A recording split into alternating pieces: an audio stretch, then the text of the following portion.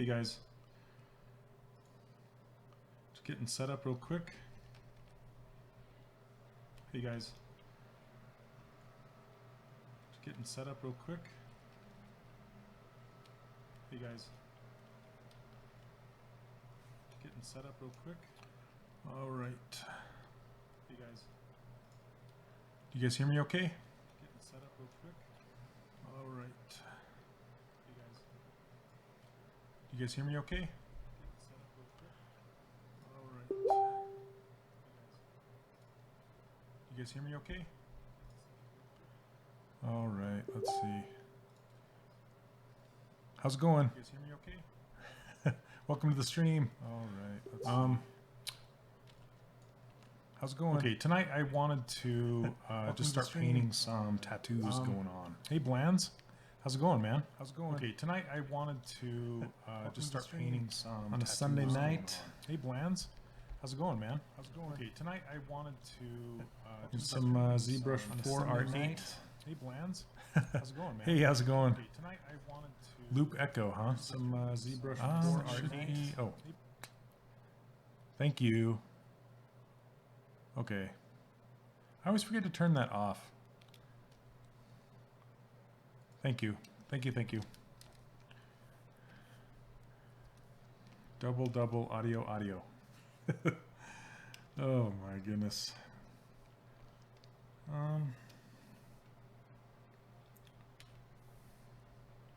Just gonna try and find a decent tattoo color. Is it better now? Is it still working? Is it working right?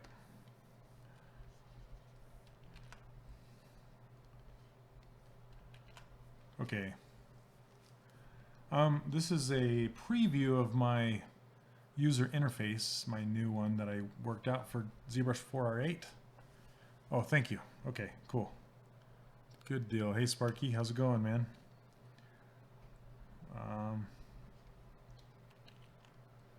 Let's see. So I have a layer on this skin because I want to do some tattoos. Regenerator, how's it going? Becca Mood, welcome to the stream. Awesome, thank you. So let's see. And I was hoping, well, I really was hoping that I would get a lot farther on this so we'd be posing today, but you know, life gets in the way, and I was hoping to get my new computer. My computer's in the shop, a brand new one that I got. It's been having issues. I don't know if it's memory or hard drive or what, but it's been having problems. It keeps blue screening, so I think there's a hardware malfunction on it.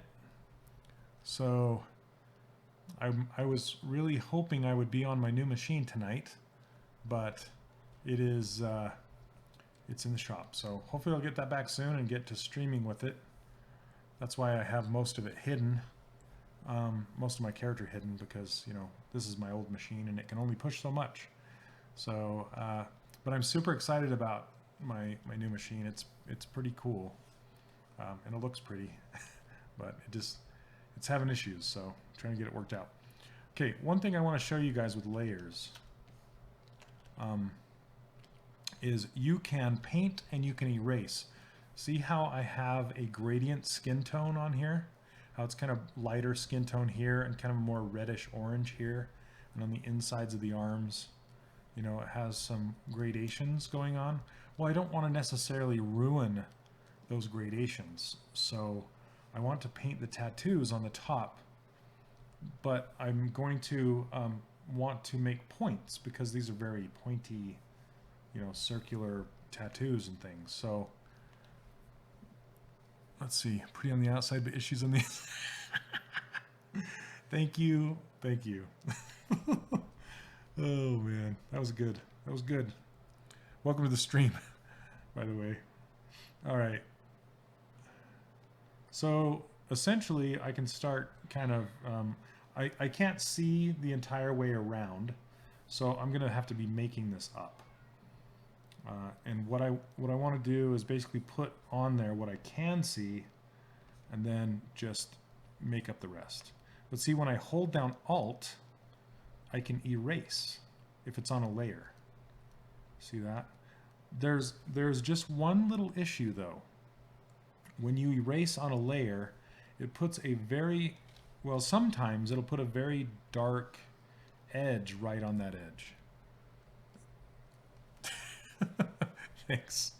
The hat. The knowledge is contained within the hat, right? Hey, Borja. Greetings from Spain. Oh, great. Thank you very much. Thank you. That's always great to hear. Love it. I love it. So soon enough, I'm going to be changing up my display behind me. And actually, I'm going to change my camera angle. I was thinking about doing it Bob Ross style and doing a camera from the side like this. And I can look over and say, hey, so you can kind of see my hand, you know, doing its thing. And then behind me, I was going to do some shelves, some IKEA specials, and then load them up with all the Disney Infinity figures that I have. And then put some lights in there and stuff like that. I'm going to go crazy with it. So I'm excited about that. That'll be cool. Upgrades. Okay. Everybody loves the Bob Ross.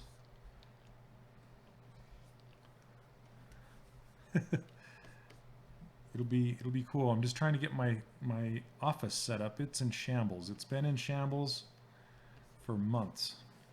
Because I moved into this new place. We built it, moved in here, and then I got laid off. Like almost a week after we moved in, I got laid off. So that wasn't the funnest of times. I gotta make sure this belt is not covering these tattoos. So let me unhide it. Right. I'm glad you guys are so active tonight. All right. I need to find the belt. There's the belt buckle. There's the belt. Yep, that's what I was afraid of. All right. All right. So let me hide that again, and we're going to erase this and start over. Because the belt is there. I was like, why do I have so much space? I really don't. Okay. Okay, there we go. Hey, NLT, how's it going, man? Danimalism. Just as you got your office set, it was time to move again? Yes. Yeah, clean office. Exactly. Exactly. My office, I can barely move around. So I bought since I'm going to be working from home most of the time, I bought a convertible desk, I guess you call it. It's a stand-up desk, so it was stand up to sit. And so that's what we had at Disney Interactive, and it really helped with my back and stuff like that. So I needed to get one again since I'm going to be working from home, and I found a good one. It wasn't too overpriced. So that is sitting next to me, and I'm anxious to get that going. Quintessential Bread. I love that name, man. It's the best name. Hey, Revelis, how's it going? Welcome, welcome. We're just doing some tattoos. Like I said earlier, life got in the way and I didn't quite get to do some more on this model. So we're just going to paint some tattoos and things today, maybe do some hair bands, maybe do some more belts. And I want to mess with the 4R8 a little bit more. I haven't really had time to get into it. Have you guys messed with it very much? 4R8 and all the live Boolean action. Fat one, how's it going, man? Welcome, welcome. Okay, I'm trying to get these angles. See these angles? So I'm trying to get these like that. Blance, shoot. I'm always here. Really liking 4R8. Awesome, Sour Frog. Welcome, by the way. Gizmo is king. I made a new Gizmo. You guys want to see it? Let's see. Where's my Gizmo? Well, why isn't it showing up? 4R8 is made from a higher being. I've met this higher being in person. Oh, there it is down here. Okay. There's my Gizmo I made. So How it works is this is rotate on the camera. This is move on the camera plane. This is scale on the camera plane. And then each of these are move, rotate, scale on each axis. So that is the one that I played with and made just for fun. And I wanted it to be, I wanted you to be able to grab each one of these from straight on, you know, like I can grab the move, I can grab the rotate, and I can grab the scale. It's pretty fun. Okay. Is there, here, let me catch up with chat. I don't know how to use all the features yet though. Yeah, me neither. I haven't gotten into it quite crazy, but I did get into this chisel. You'll notice that the chisel is now out on my user interface, as is store morph target. It's up here now because that is so cool. I love it. We were just talking about it 2 weeks ago on the stream, how I wish that there was a continue the line, right? I was talking about it and it's like, here you go. Here's your chisel brush. Yes, yes. So I'm going to make that gizmo available with my updated user interface as soon as I release it. I'm having some of my students kind of beta test it a little bit with me. I hope they like that. but they're being a great help. So is there a way to make an array mesh follow a curve brush? That's a very good question. Very good question. An array mesh. It's something that I've never tried or played with. I'll just be honest with you. I wish I had the answer to your question, Blands. I'm sorry. I'll have to play with it. I know exactly what you're talking about, though. Like a bunch of spikes and stuff on an array and make it follow a curve. Did you see the new part of the stroke stuff? Part of Lazy Mouse, you can actually like space out how often it dabs. So not that kind of dab, but how often it does. Like if you're going to do a line of spikes, you can make a spike with the new, I can't remember what kind of brush that makes the spikes, and you can go pop, pop, pop, and make them in a line along a curve with the Lazy Mouse spacing. So that's something you might want to try. But as far as an actual array, I don't know if you can. That'd be a good Ask ZBrush question. If Joseph would know. Joseph is the all-knowing, and so is Paul Gabry. Dab. Just found out I made the long arm for my... Oh, for your bus way too long? Sir Google may know. Oh, I know. I know. I knew. I actually... I did see the stroke thing with the curve, with the chisel brush, where you can draw across and it doesn't harm it, you know? But I didn't know that you could like draw and then continue drawing. I didn't know that was coming, I swear. That's crazy. That was like foresight on my part, I guess.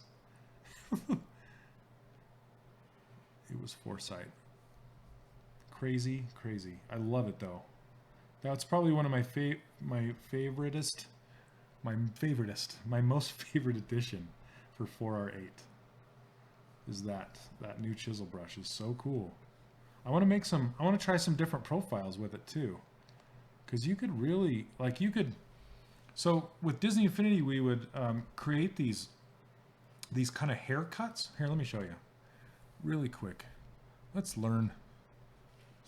Sparky face dropping the Bob Ross. Hey Pixel, how's it going?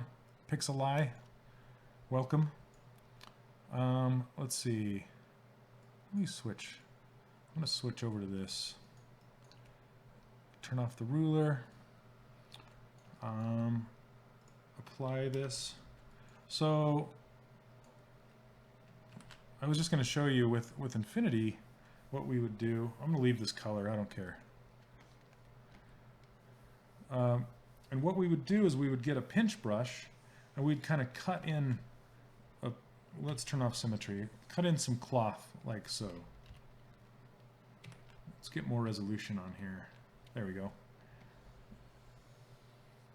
So we would call them smiles, right? That's not very good. And the reason we'd call them smiles because they kind of look like a smile. And then we'd come back in here and soften out this hard edge.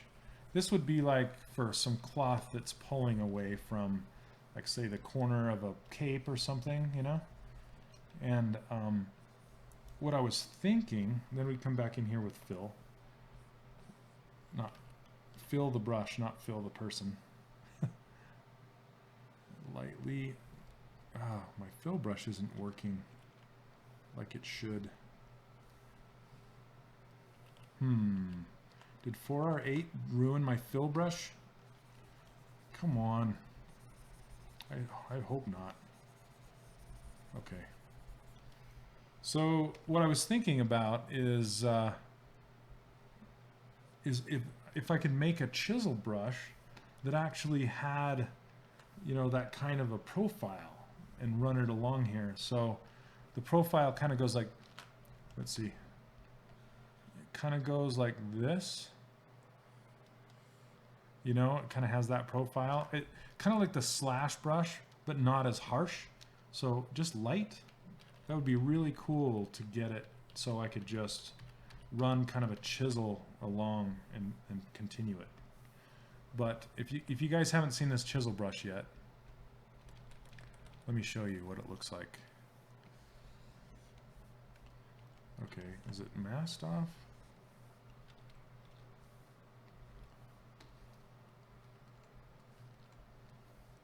What did I do?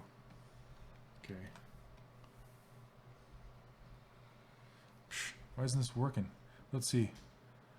I thought you said top. No, I don't use that program to retop with. I use something else. But since this is Pixelogic's channel, you'll have to ask me when I'm, you know, on Facebook or something. Let's see.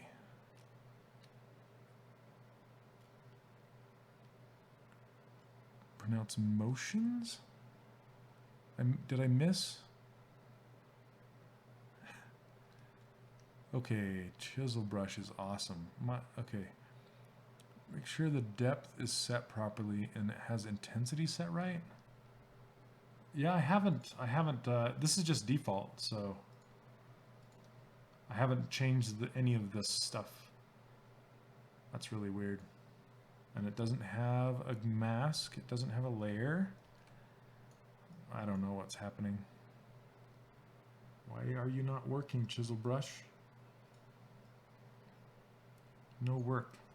I wonder if I have to have, this will be interesting, if I have to have spotlight projection on. No? That's odd. Lazy mouse is set too high. Yeah, that's set pretty high. I have it right here, like this lazy radius, but still, that's not. It did something.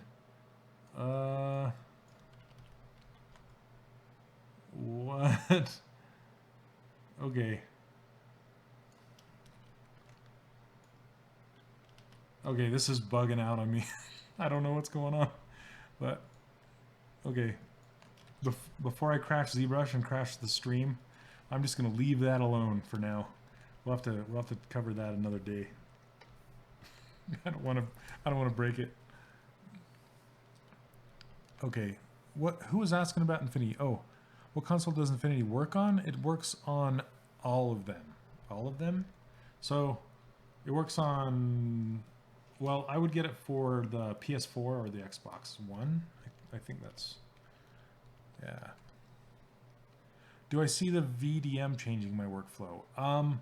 Yes. I actually really want to experiment with some stuff. I want to experiment with things that I constantly build over and over and over again, especially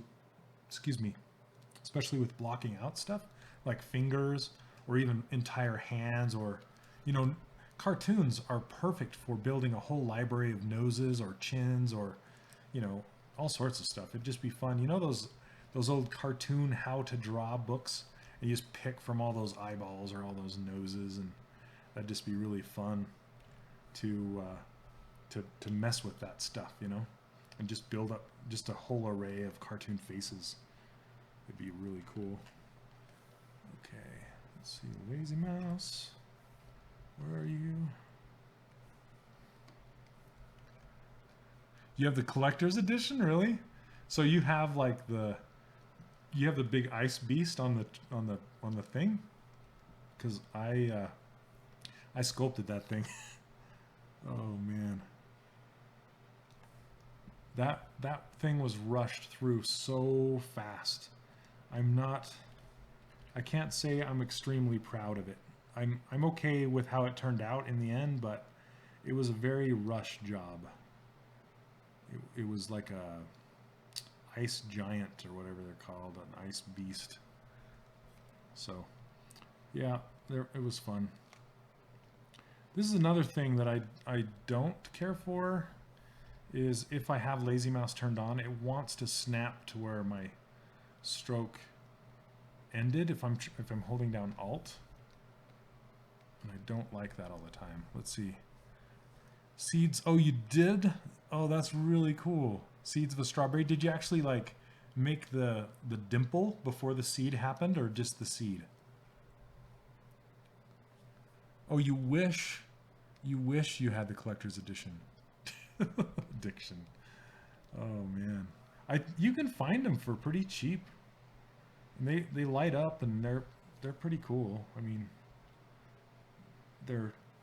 I kind of wish the base worked as the game base itself, but whatever. Okay, let's see. I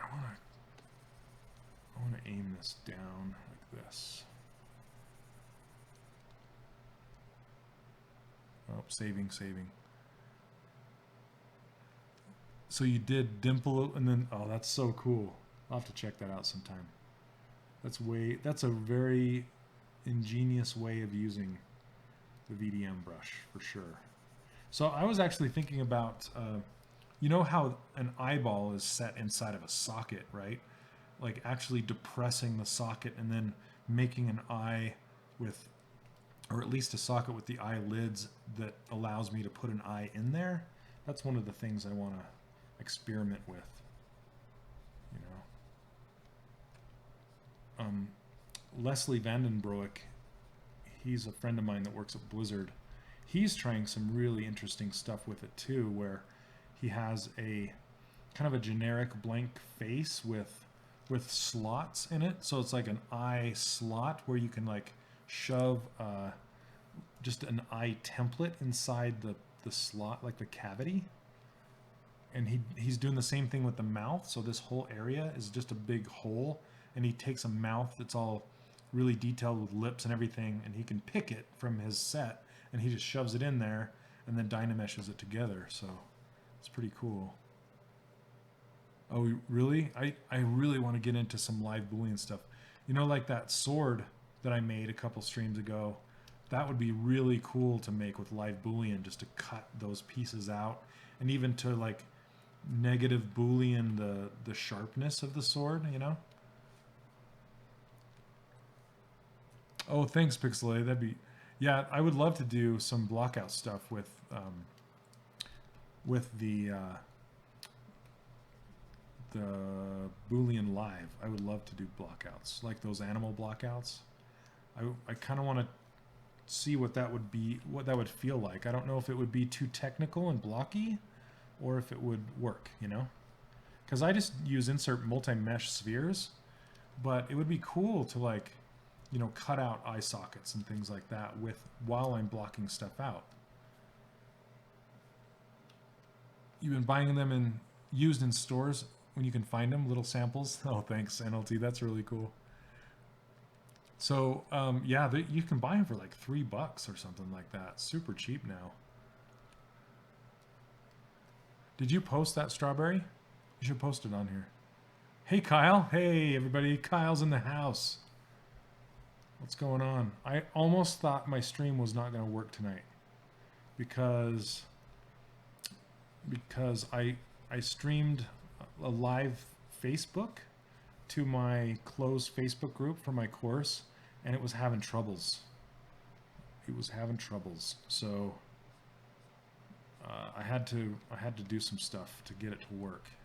So I thought I might have the same issues with Twitch, but nope, it works. Obviously, we're here. We're working. How's it going, Kyle? What's new in the land of 4R8?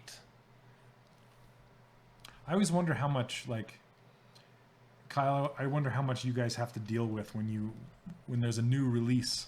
You know, is there like just a ton of customer stuff you guys have to do? You know, like customer feedback? Because I can't even imagine, like, because with my course, there's a lot to do with my course, and I just wonder, like, with a giant program like you guys have, how hard is that to deal with, you know? So I'm just going to kind of mock the same twisty, curvy tentacle tattoo shape on the back that we have in the front.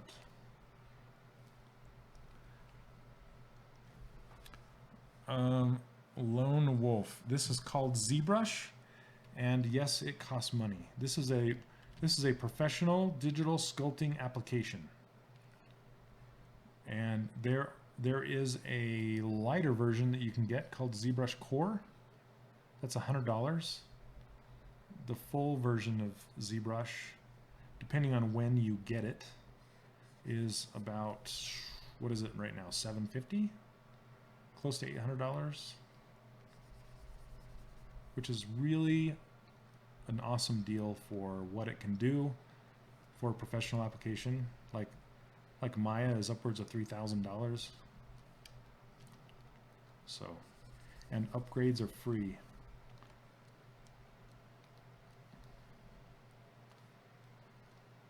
Does that look like it would work?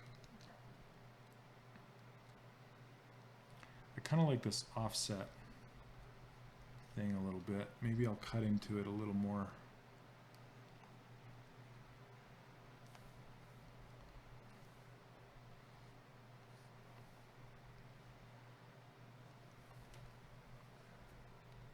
Oh, my Ant-Man sculpt. Thank you very much. I keep showing you guys in the stream I have a little Ant-Man that's in a different pose than the actual one that shipped. So, yes and yes. Yep, be on your best behavior. Big brother Kyle's in the house. Yay, Kyle. Yeah, it's good. I was worried. It's much harder for you pre-launch, really. Oh, that's interesting. Is it just because of so much beta stuff's going on? You know, just fixing bugs and things from all the testers? Where's her booty? I have it hidden right now because I have my machine isn't strong enough to push all of it. So, yeah, I'd unhide it. I'll unhide it later in the stream. You can see how much I have done. But I'm just painting tattoos right now, so it'll be a little bit. Not so, yeah, post launch for support. Good enough at Z Modeler, so you never need Maya. You know what? It's getting better and better. They keep adding really cool things. I was just using it today, and when you do insert edges, they added a way to pre-crease those inserts, and that was pretty sweet. So it's in here. Hey, Jace. Oh, excuse me. Yeah, my new machine. I was just telling these guys, my new machine's in the shop. I got a brand new machine. It's having hardware issues, so I had to take it back. Luckily, they're local, and I could just take it to them right here. So that was nice. But it was not nice that it was having issues. That's for sure.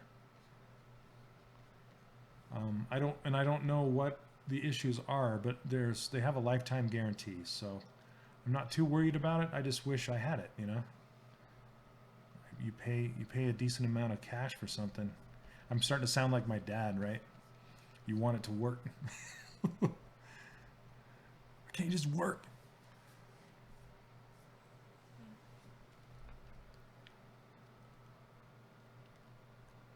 You can retopple quite a bit in ZBrush. Yes, you can. You can get quite a ways. You can actually do the whole thing. It's just it's a little cumbersome is all. It's really close to being able to be used full time to retop the whole thing, but I really want the ability to move points after I've put them down, and you can do it if you use the Z sphere retop method, but not using this draw your topology method with this topology brush. You have to essentially redraw the lines every time, and so when you're when you need to be precise and you want to get it done in a reasonable amount of time, I unfortunately have to choose outside of ZBrush to do my retop with. But I'm sure they're working on something. They're always working on something, right, Kyle? Something. So it looks like this thing goes around. I'm just trying to decipher all these tattoos here. Let's see. I only today realized the widget works individual faces, edges, vertices. Oh yeah. And what's really cool is it works in the volume of whatever you have masked off. So if you hold down Alt and you tap on that little Google looking map icon, it will pop your gizmo right in the center of your masked off volume. It's super nice.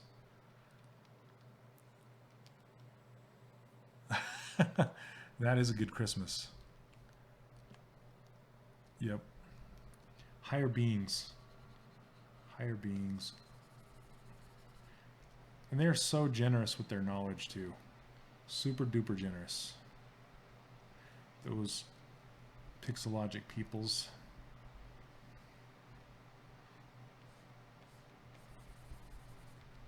Okay.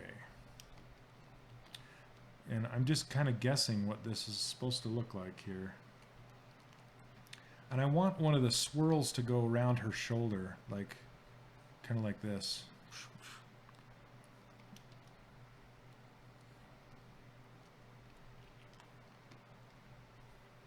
Okay, so this is just one layer with this tattoo, yes.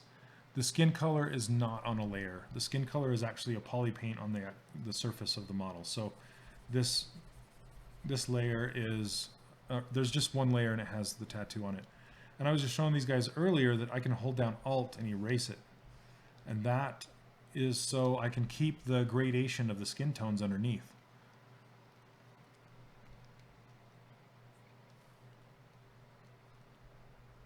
Yeah, let's see. Am I missing anything? If I missed your question, go ahead and re-ask it, because, you know, I'm kind of, the chat goes by so quick.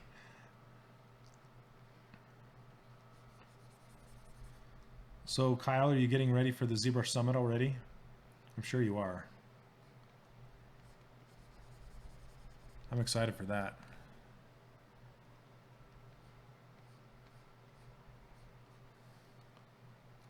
Oh, I need to check out that sculpt.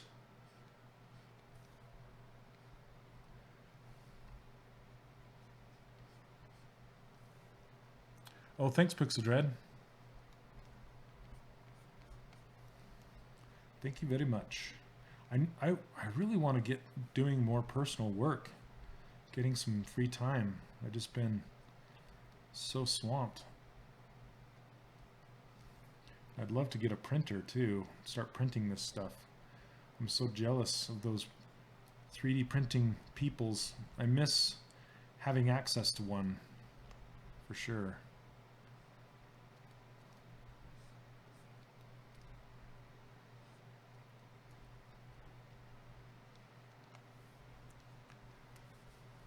Oh, thanks. Oh, the hat. You're talking about the hat, Pixel Dread. Let's see. In the works. Yeah, who's coming to the ZBrush Summit? I'll be there. So I'm going to look at your sculpt really fast. That is awesome. Very cool. I like it. I like it a lot. Let's see. I want to be able to see this from the front, so I might curl it around even more. You're going, Cobalt. Awesome. Yes, not my hat. This is just my hat. But yes, the hat is good.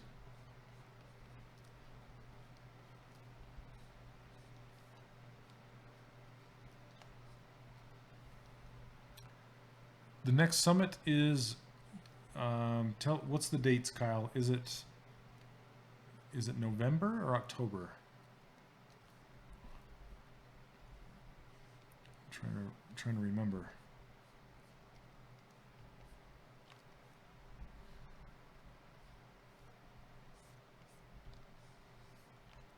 There we go.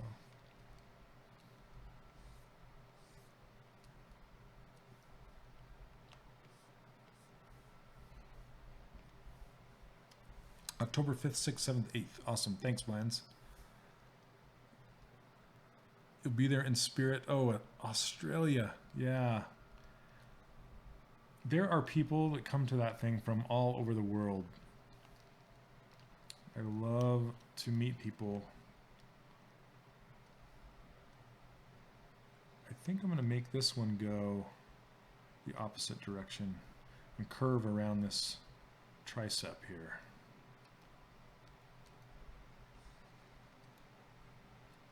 So this one's kind of curving back here. Don't use space for straight line. What are you talking about? Oh, you mean like pick the line tool? I don't usually. I like to keep it organic. Oh, thanks, Meow. Let's see. Oh. High CPU detected.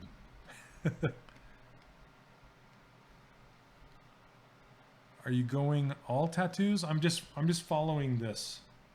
I'm following this concept, and then I can't see on the back of her arm, so I'm just making it up as I go along. Kind of following what this shape is, you know? So I'm just kind of filling in the gaps, making it up.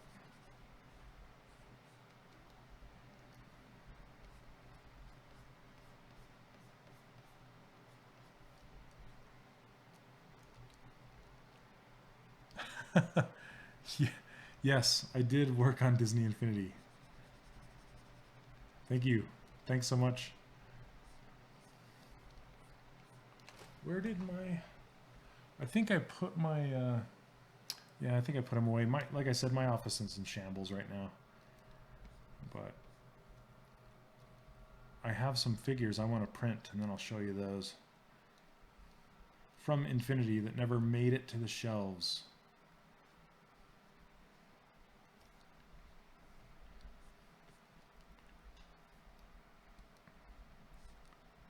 Okay.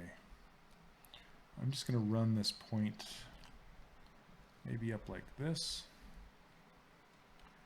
Oh, the Drax, awesome. Just yeah, bring it to ZBrush Summit. I've signed toys there before. I would be happy to. It would be my pleasure. Drax was one of my favorites. We had we struggled with when he was one of the first Marvel characters we did, and we were struggling with how to do the backs, how to get the backs looking good in the style of Disney Infinity without looking too anatomical, like too many muscles, you know? So, because we had the Hulk and we had, well, basically every Marvel character had, you know, a bare back. Not everyone, but a lot of them. And so we had to solve it. And I remember spending an entire day just focusing on his back and stylizing the crap out of it. And it turned out okay, so we ended up using it on other characters.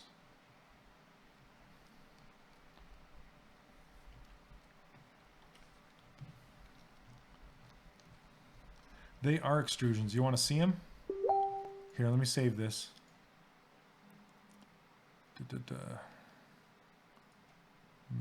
Let's see.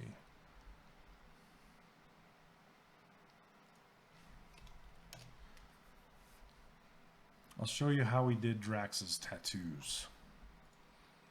And you can see, you want to see the T-pose? I have him right here. I just got to dig him up. Let's see, characters.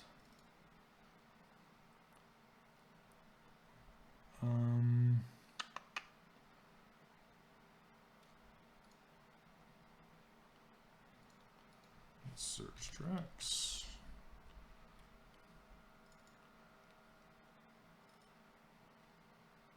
Toy post, toy post, toy post. Here, let's see the, I think this one's the final. Can I show you my attempt at a Disney Infinity? Sure.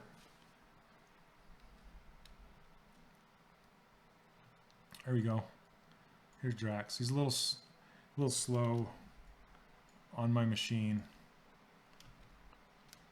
But this is a Dynamesh on, well, no, it's it looks like it's a Z remeshed, and then it's been, we basically would mask it and then extrude it. So these tattoos are very similar to the girl that I'm working on right now. But there's Drax. So here, check his back out. See that? But I worked on his back in the T-pose, so this is a little skewed right here. But this is how we did the elbows on him.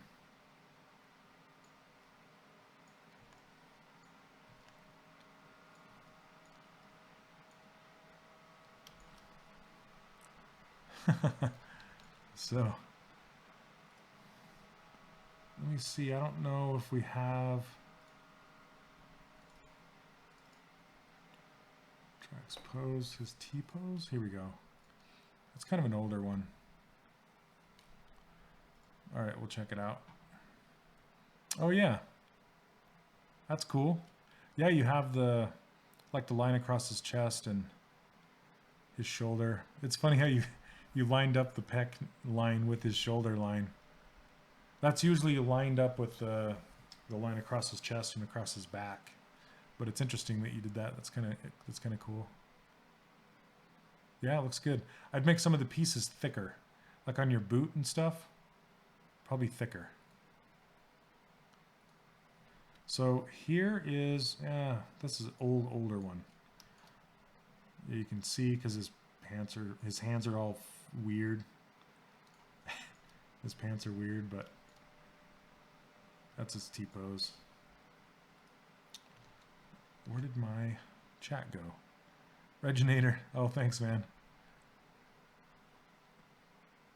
Let's see. Oh, there's different. Yeah, there's different ones. Different marketing poses. So I didn't pose this one. I'm not sure who did. But let's see if it'll pull up. Oh, thanks. No worries. Yeah, and the reason we would normally go thicker is so it would work out in the 3D print and in production. So this is loading. It's probably too big. It's almost a gig. I don't know why. Please don't crash. There we go. Yeah, check this one out.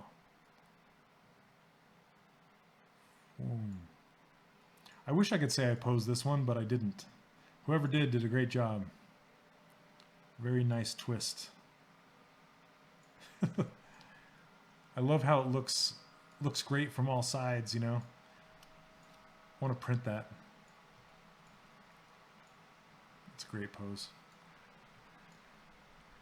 So how did I do this? Like the cut in the separation, we would just Boolean them out.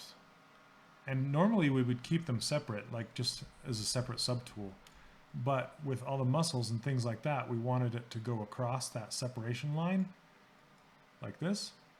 So we would model them all as one piece, and then we would take a little thin slice, and it would be perfect to use with, you know, the live Boolean, right? And you just slice it right out of there.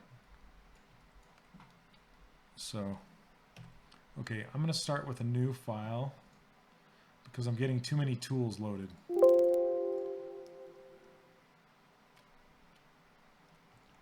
Yeah, this was always, it was all done with the transpose tool. This was back before we had the gizmo or that that cage manipulator. So it was all just done with the transpose tool, and I've gotten to where I love it. You know, I really like the transpose tool. It's kind of hard for me to get my head around the new gizmo. I'm slowly working into it because I love it a lot, but it's just taken me a minute. Is there any other characters you guys want to see?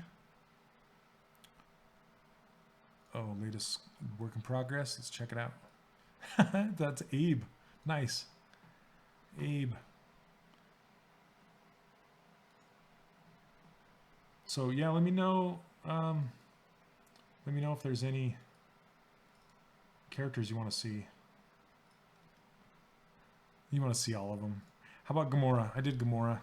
Since we did Drax, I'll pull up Gomorrah. I want to see Spider-Man. I really love how Spider-Man turned out in his T-pose. So let me load this guy up. We'll take a little detour, if that's okay with you guys. Gomorrah. Gomorrah is also from Guardians of the Galaxy.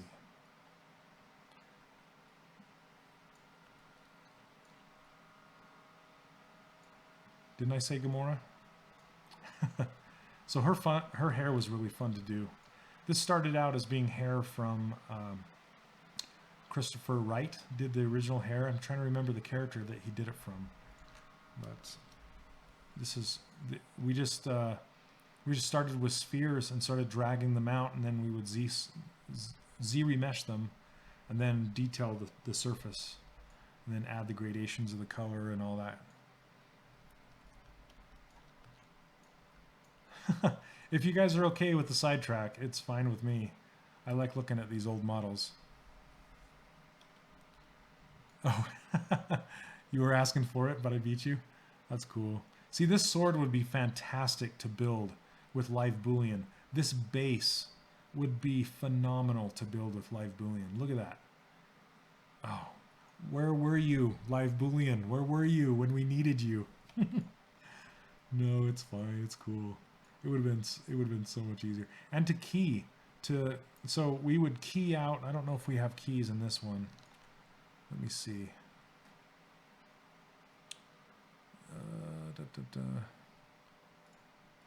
No, this one doesn't have keys, but we would put keys into this base so the feet would stick down in there. The joint tool were posted. They used in the announcement. I don't know, Kyle. Do you know anything about that? Did Joseph post his awesome joint boolean? That thing was awesome. Super cool. Okay, who else would you guys like to see really quick while I'm digging in here? We got, oh yeah, Spider-Man. Spider-Man. Where are you?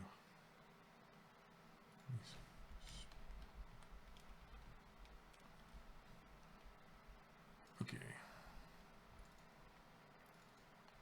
There he is. I'm going to show you his T-pose.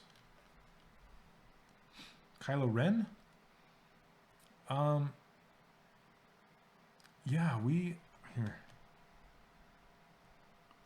Yeah, sure. Just his eyes. What do you think? There you go. So I want to turn off this paint so you can see. This one must have a texture on it. Texture. Yep. So here we go. I'm pretty proud of this guy. He turned out awesome. So yeah, I guess the dude that did the Batman, I guess we did follow the shoulder line around. It's been a while. I thought we had it, so it was following a line up here. We did cross the back a little bit, but anyway. There you go. His square butt. Spider butt.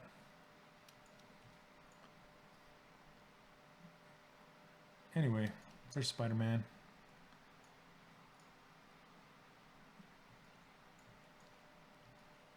Could I do a kind of mini tutorial on UVs? I do not do my UVs inside of ZBrush. I do them in a different program, so probably not in this stream. I do cover them in my course, You can find my course over at 3dcharacterworkshop.com. It's not open right now, but when I do open enrollment, I do cover the UVs inside there. So I might cover them sometime in my own stream, but I haven't had time to stream on my own lately. So hopefully, let's see. Joseph, oh, I think at the moment, Joseph demo that leg joint. It's the VOD of the 4R8 event. Ah, I see. Oh, the Boba Fett, right? That's my favorite. That's my favorite, I'm not going to lie. Boba Fett. Let me see. Yeah, I pulled him up when I did the talk at the ZBrush Summit a couple years ago.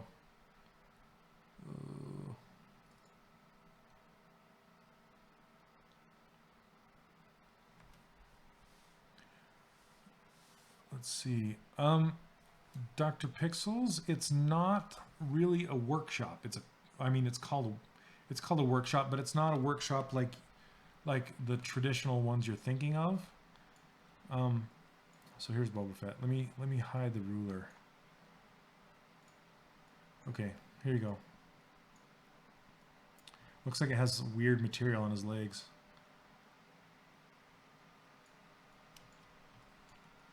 I can turn off.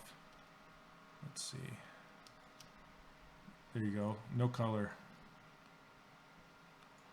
So the 3D Character Workshop, it's a course that you get access to for life. It's not an 8-week thing. It doesn't start and stop. You just get access to it. It's not a subscription. You just it's kind of like a club, if you will. How many pixel viewers?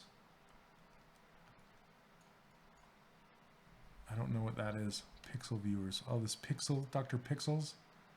I don't know what that is. You have to explain. Pixel Dread. All the pixels. You have to tell me what that means. I know what a pixel is, but is that a group or something?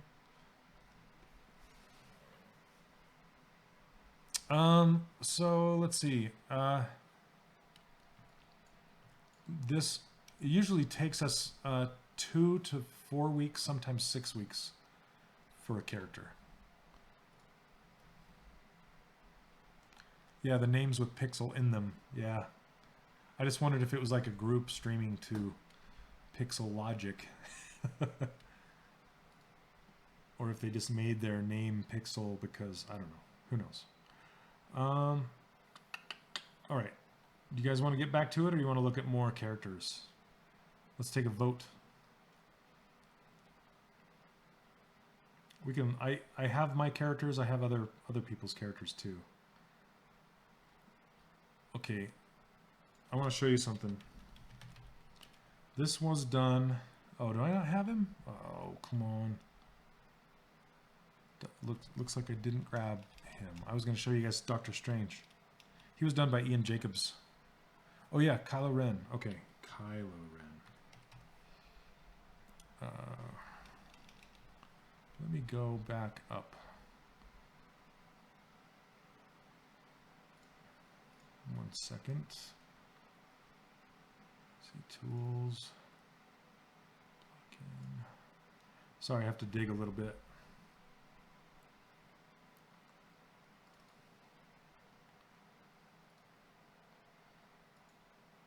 Oh, that's right. He wasn't named Kylo Ren when I worked on him. His working name was Grim. Internal, because we couldn't release what their names were while we were working on them. So I'll show you the T-pose for him.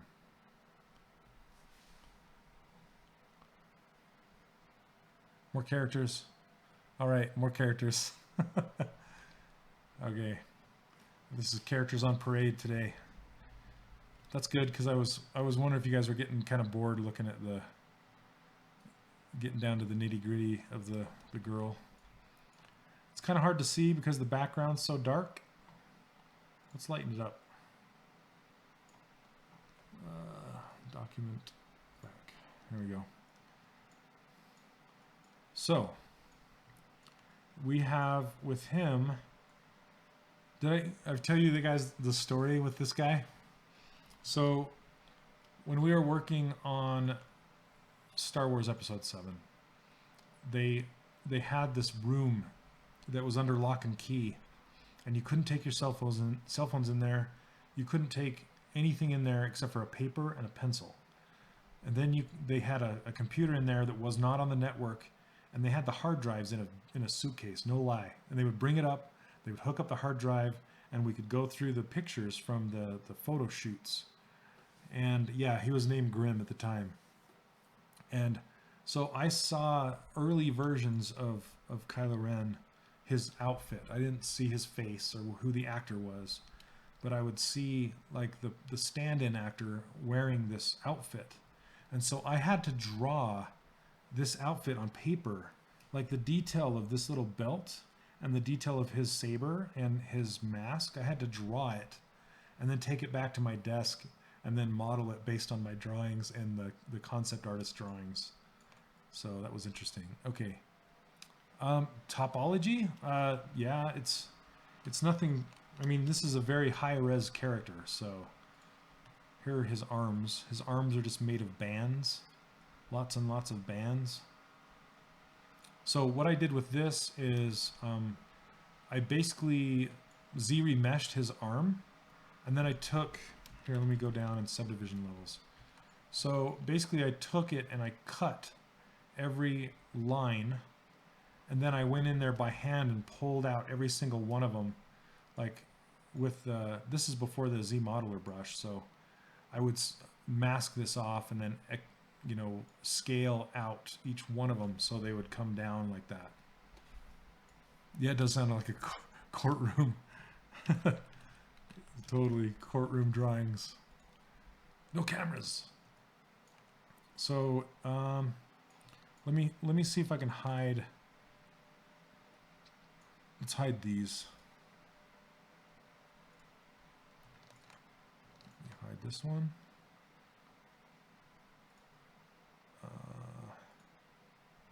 This one. So here's what the boots look like. And then his skirt is the same way. His kilt, whatever you want to call it. Kilt, skirt. Whoa, did I hide the boots? No. I meant to hide this.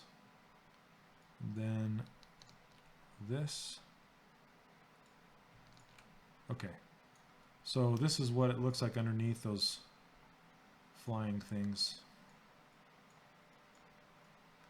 And he has these little, so this is how detailed we got. See this finger? This finger had a notch out of it in part of his armor, and then it had this wrist belt, and then 3 knuckle guards and a knuckle guard on his thumb. That's how detailed we had to get with matching it to the actual. I mean, you'd never see that in the game, right? But we had to put it in there. And then his scarf, how it hangs, whoops, all around his body here. And then we would have to simplify the Jaggies, the ripped up cloth. We had to simplify that. And then his lightsaber, of course. So this is what his lightsaber looked like. And we actually have, it's really cool because Matt Thorat made the blade itself, and I think he tried like 4 or 5 different blade types because we were trying to get it to look non-typical lightsaber-ish. So he ended up like twisting these 2 together. And the locked room was actually at Disney Interactive in Salt Lake City downtown. So it was at our studio is where it was. So I did a pose of him. Let me see if I have it. I don't think I do. Pose extra large. Because Matt Thorat ended up doing the final pose, and I did a pose before that. Let me see. Let me try one of them. Hey Rob, how's it going, man? Welcome. Who is the female character that he's modeling right now? It's just a concept from Johannes Helgeson. So he was Johannes is just a concept artist that I admire, and the female is just no one in particular. It's just a pirate girl that I really, really like the concept of. So I asked him if I could model it, and he graciously said yes. So it's no one in particular. But I did not do this pose. It's a different pose. Passive.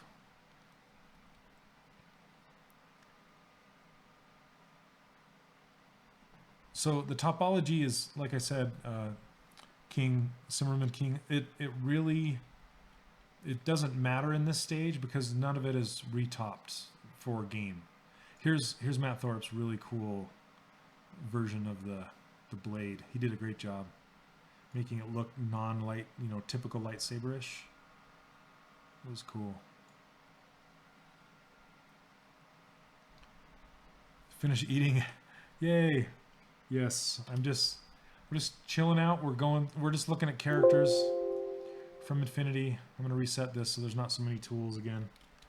And load another one. We're just looking at internally. His name was Grim, which is Kylo Ren. Grim active 1. Let me see if this is it. I hope I still have that pose. That'd be cool.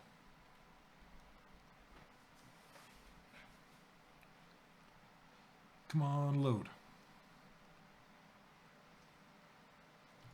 There we go. No, but this is pretty cool. Let me change the background again.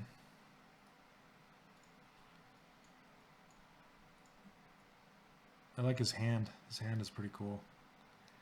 Looks like when he stops that that blaster. Doing Viking. Oh yeah, he. You know why he's so popular to model is because he does a phenomenal job painting in 3 dimensions. So it's very easy to dissect because concept should be a blueprint of the character that you're going to model, and the easier it is to see those forms, the easier it is to actually get a nice model in the end. So they do that at the studio in Burbank. Yes, for sure. Yep. So Burbank was like our brother studio, mother studio, whatever you want to call it. So most of the suits were out in Burbank, and all of the production was done at in Salt Lake City and across in Europe, and there's a whole bunch of studios working on it. So let me see. When I showed you guys Hero, right? Hero is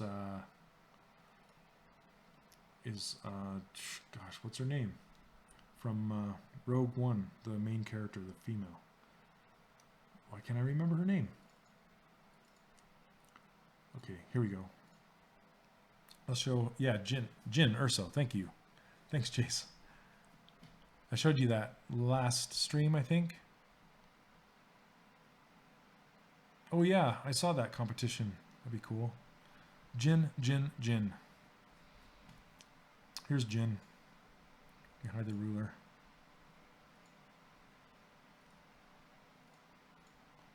Okay. So this is the last character I made for Infinity before I left. And she's one of my favorites because, she kind of ended up looking like her a little bit, so I'm happy about that. And the base is kind of fun.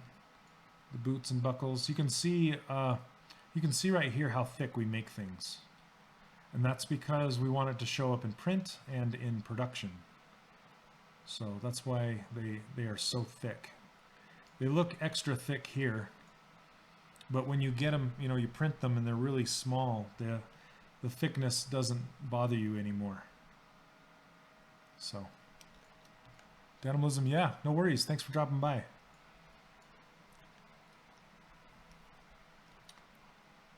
And then, let's see, there's Hera.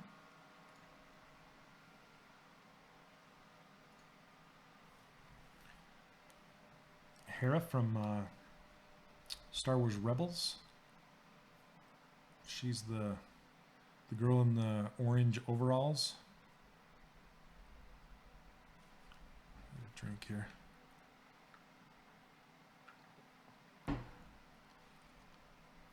Come on. You're just going to have to bear with me with the load times. There we go.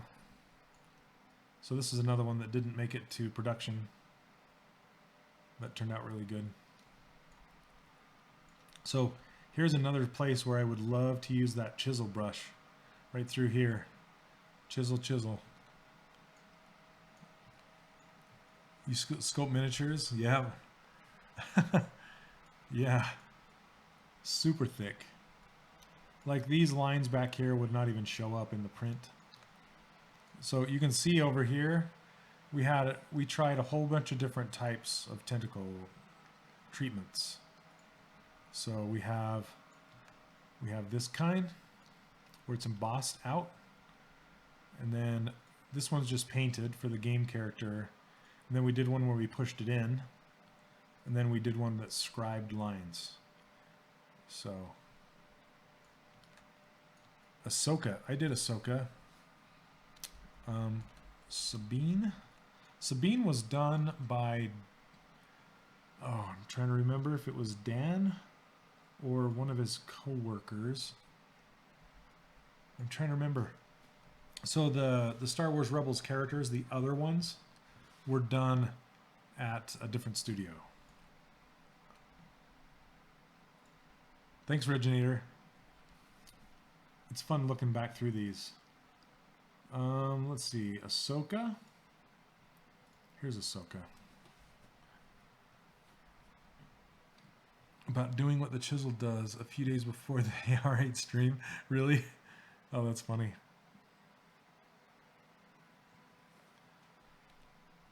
Yeah, I love that. I love the chisel brush so much. And I could have built this gun with the live boolean. Same with these lightsabers. They'd be perfect candidates for live boolean. But this is Ahsoka, how she turned out. And these are just, these are actual separate pieces right here. But this is just pressed in, masked off and pressed in. Do you judge how much thicker it needs to sculpt traditionally so I can tell? Yeah, so we would actually have an in-house printer and we would print it off. And if the parts look too thin, we would just like say, oh, that looks too thin. Let's go back and make it thicker. So that's, honestly, that's the absolute best way to test something and see if it's thick enough.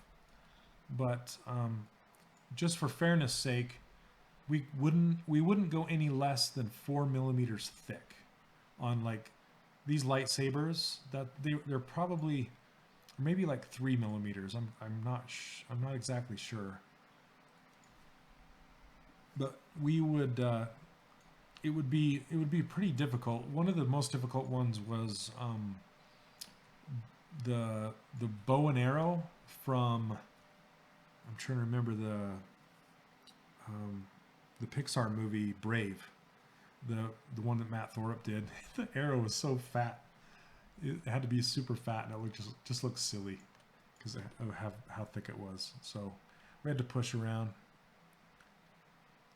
Oh, sculpt progress. All right, I'll take a peek. Oh yeah, there you go. So do you always start out with like an underlying skull like that? You print it out and then you sculpt on top of that? That's an interesting idea.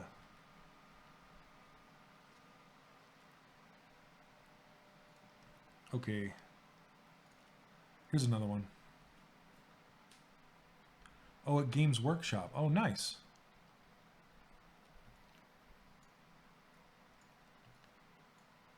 Yeah, yeah. So here's Tinkerbell. She turned out pretty good. If I were to do it again, I'd redo her hair. Her hair doesn't make me super happy. I like the bun, but I would redo these shapes so they're all separate pieces and overlap so it's separate pieces. But yeah, everything really thick. I got you. I got you. The skull is Bondo copy of a bad 3D printed skull. Really? That's funny. Man, you guys are scrappy. your traditional modelers. I just found this in the shop, so I decided to throw clay on it. I admire that, though. Bondo copy. Face hugger. Oh, okay. Sweet. Grim Reaper. Okay. Here is Alice. Have you guys seen Alice?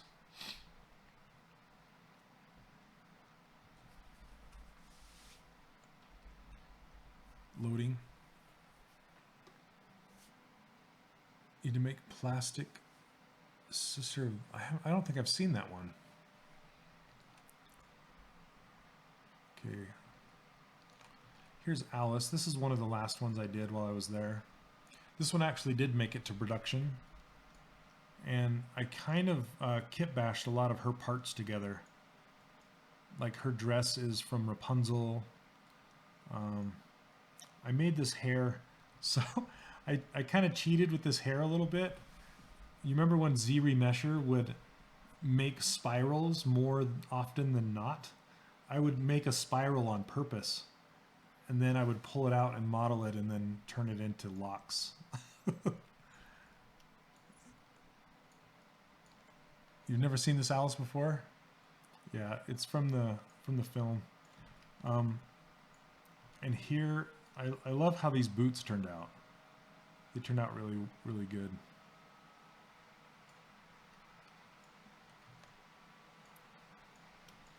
They're probably a little too detailed, but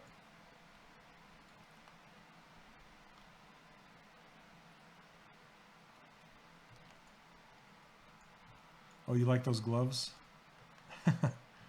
Those are just impressed, like just embossed kind of down in there. And these buttons and things.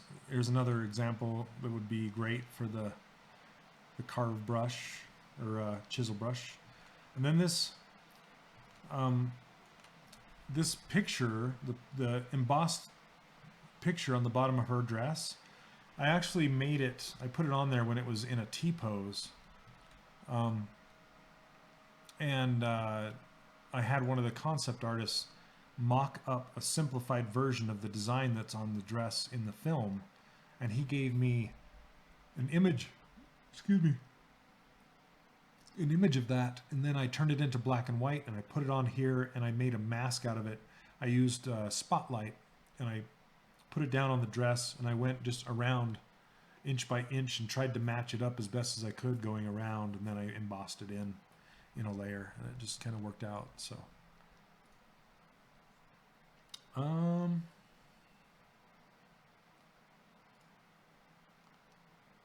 let's see.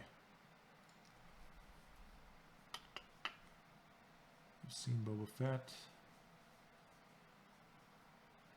Loki's pretty fun. Have you guys seen Loki? Oh, or you said you like Ant-Man.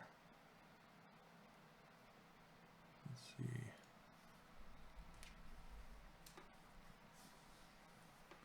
I'll show you guys Ant-Man really quick.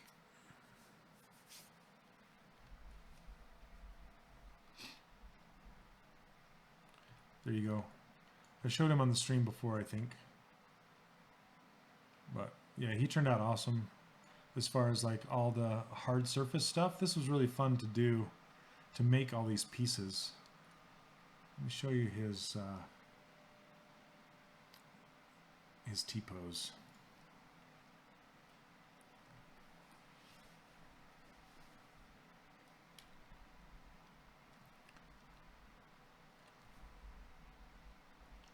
Okay. Here's his T-pose. And all these would work really well with that chisel brush. And you can see like all the cuts are almost the same size because we kind of landed on what would look good in print. So we use that thickness all over the place. Like here, here, just over and over and over again.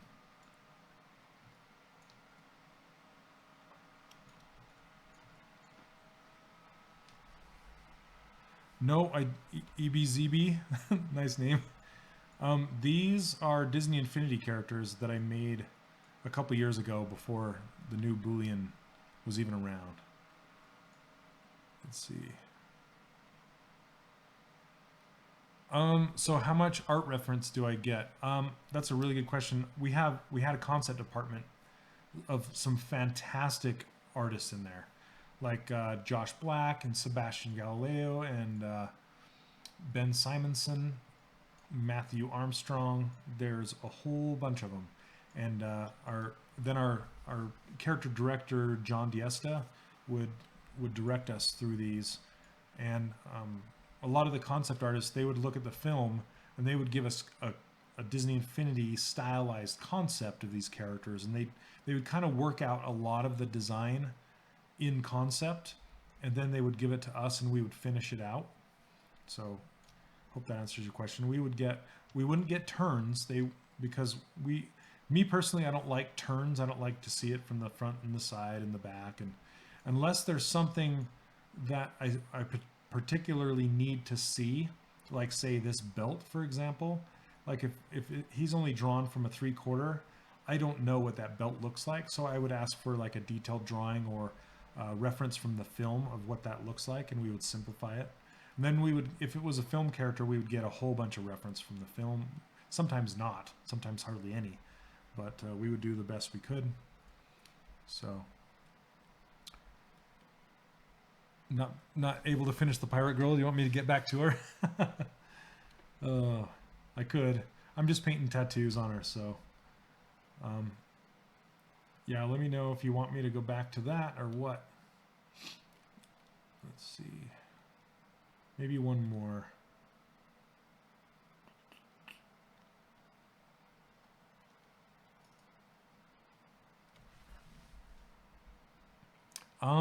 The topology of this character, let me see. I'm loading up another one, but it's not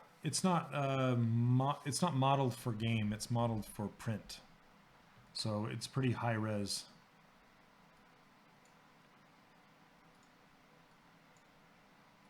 So here's Syndrome. He's one of my favorites. It's starting to get laggy. I gotta reload it. So Ant-Man. So like any particular part you wanted to see, Blue Fire?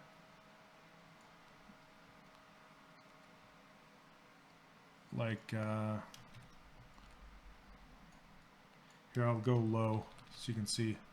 That's the low with crease. And then I just crease the edges and then subdivide it up. So it's nothing crazy special. Or like this.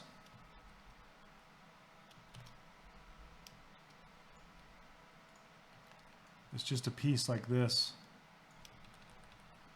Super low topology. And then I just crease it, subdivide it. Not too crazy. Every part you see is pretty much just low with crease. That's how you get it so clean. The reason this looks like this is I think there's two torsos taking up the same space in here. But there's the mask.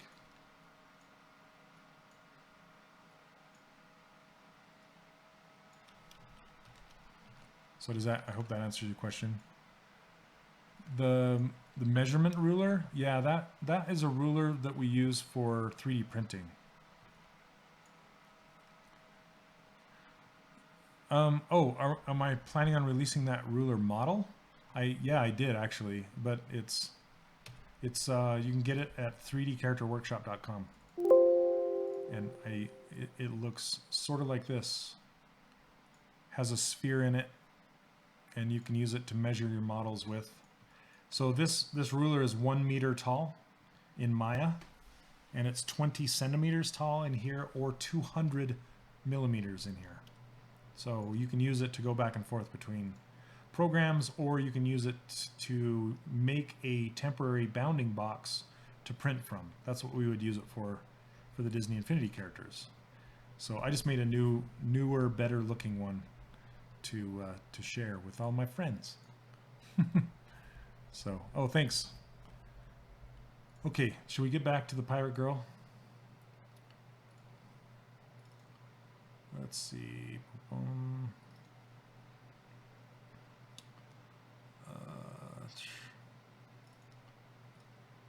Okay.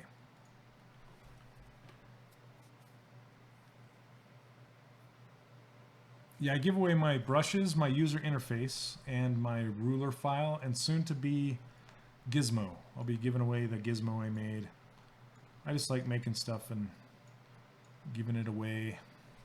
Give it away now. This is looking too thick on her arm. I like leaving and coming back and going, oh man, that's too thick. Yeah. How many polys are the ruler? Can I see the topology?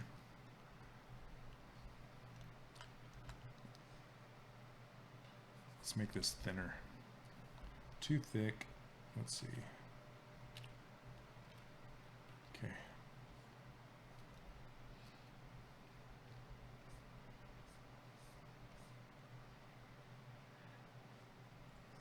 I remember this one guy doing this portfolio once, and it was like it was a cube, and it was a cube that he rigged and animated, and it had like, I don't know, something like 12,000 polys, and it was just a cube. And he did the whole breakdown and what he did, how he rigged it, how he animated it, who was involved with the project. It was quite hilarious.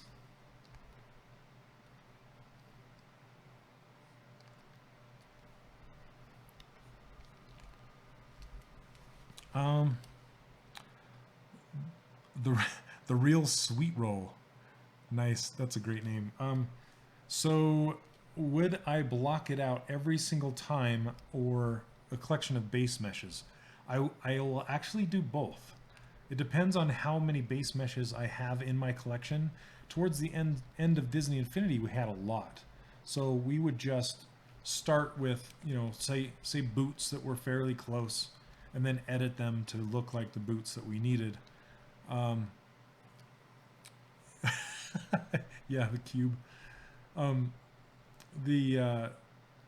But most often these days, I really like to just block out with primitive shapes and my new character, just like I did with this pirate girl in the first stream that I did. I really like that workflow because it forces you to look at the shapes and the proportions and the forms and all that kind of stuff, instead of getting into high resolution detail too fast. That's a big rookie mistake that a lot of new modelers make, is just going to detail too fast and ignoring the actual shapes and what it looks like. So I really like that workflow. Dr. Pixels, did you find it? Did you find the project I've been talking about? The cube? Oh, I don't know if I dare click on that. Yeah. Yes, that's... Oh, no. That's a new one. I saw that one too. That one is actually extremely well done. Yeah, that one is extremely well done. Oh, did Rob find it?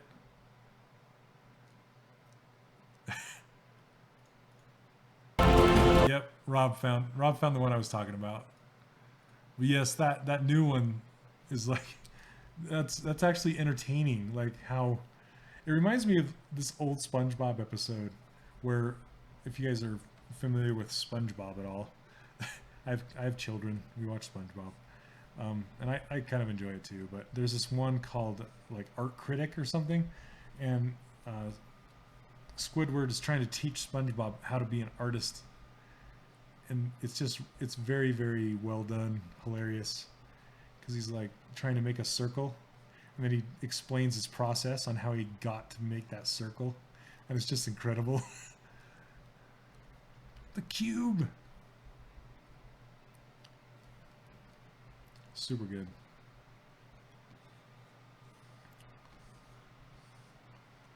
Okay, I'm just gonna wrap this one around. I'm just really making it up at this point. It's probably good I'm not a tattoo artist.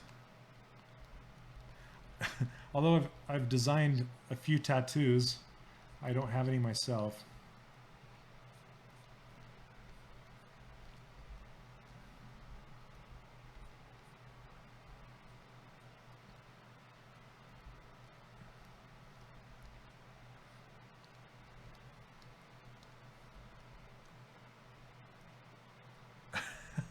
Remember you from last stream? Okay, I'm just going to end this like that.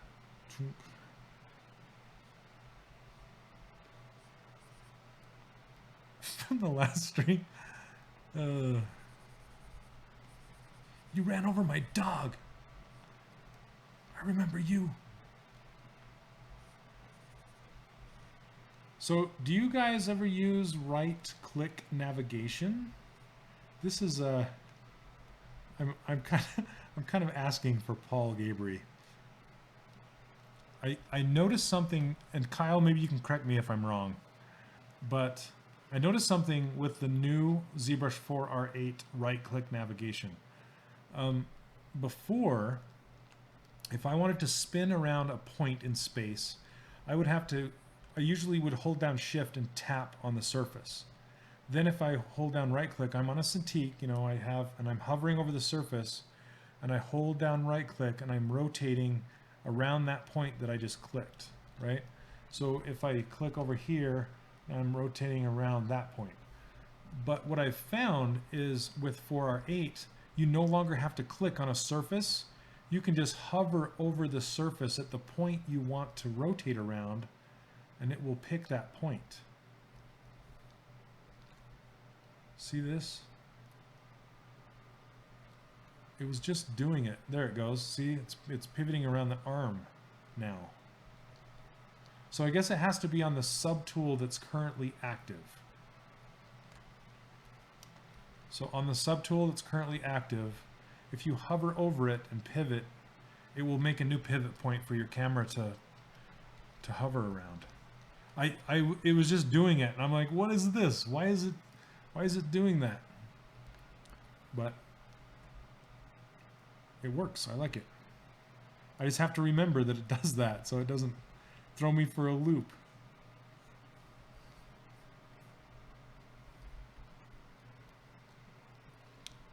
Oh, hey T Marshall, how's it going, man? I wasn't on the schedule. Sure I was, wasn't I?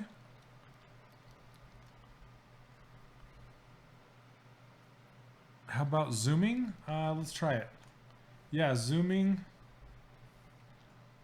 Yep. It works on wherever you are at. Right-click hovering over that spot of the current subtool. So I don't, yeah, it does. Let's see. Yeah, you have to be hovering over the current subtool.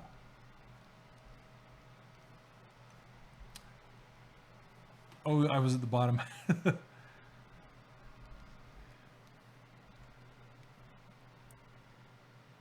That's good because sometimes getting the point of the camera to actually rotate is fidgety. It is unless you know how it functions, and then then you just gotta know what it's wanting you to do, I guess. So okay, there aren't any tattoos on the lower arm because she's covered with these things. So if there are, they're covered. I'm gonna try and do the tattoos on her face. So let me. I'm still trying to get used to this start arrow. I'm so used to clicking on the picture of the subtool that now it makes a little start arrow, and I have to get used to clicking on the name of the subtool instead. Okay. Let's hide that sword, and then she's embedded in the ruler. Okay, so now she has some tattoos. Just looking to see if I like those or not.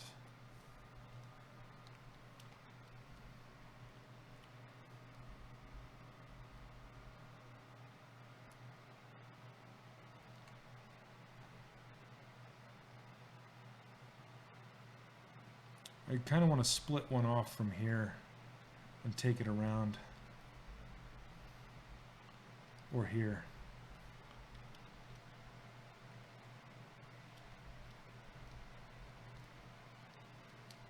I was 50 minutes late? Must be part of... This is when I usually stream on Sunday nights. I usually go from... what, not... I guess 7 to 11 Pacific time. I have to think about it because it's actually 8. It's actually 8 to 11 Mountain Time, 7 to 10 Pacific time. Yeah, that's when I usually stream on Sunday nights. Okay. I just want to add one more, something like this. That's just kind of disappearing back here like this.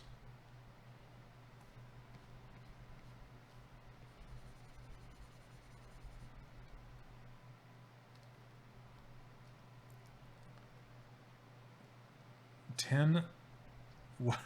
10 to 1 p.m. Eastern?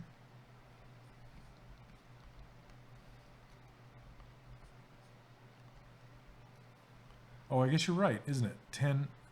Man, that's pretty late, isn't it? I'm sorry. When is my Gizmo release? As soon as I have the user interface and everything just really rock solid, nailed down.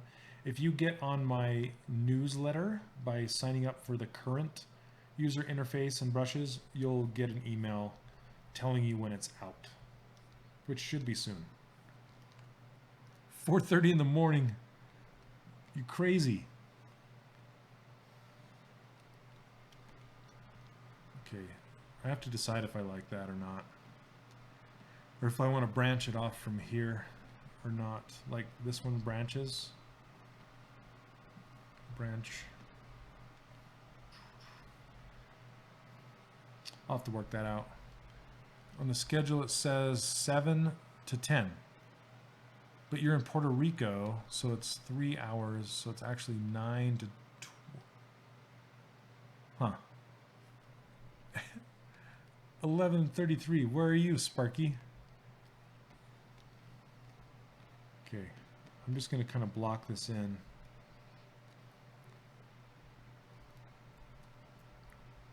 And go bonk, bonk.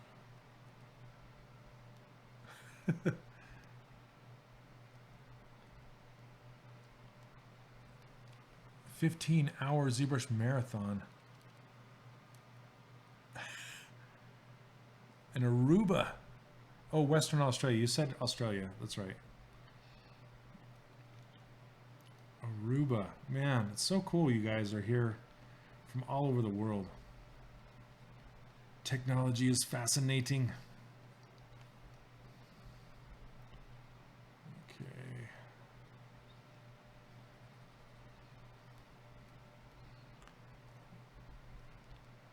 My machine's barking at me.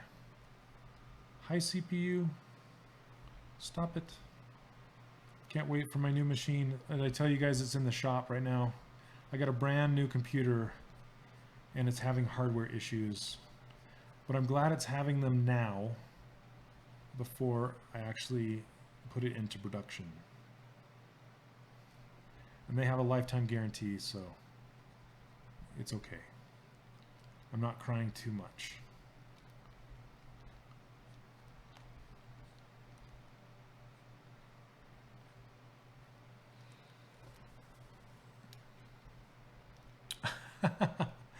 Sure.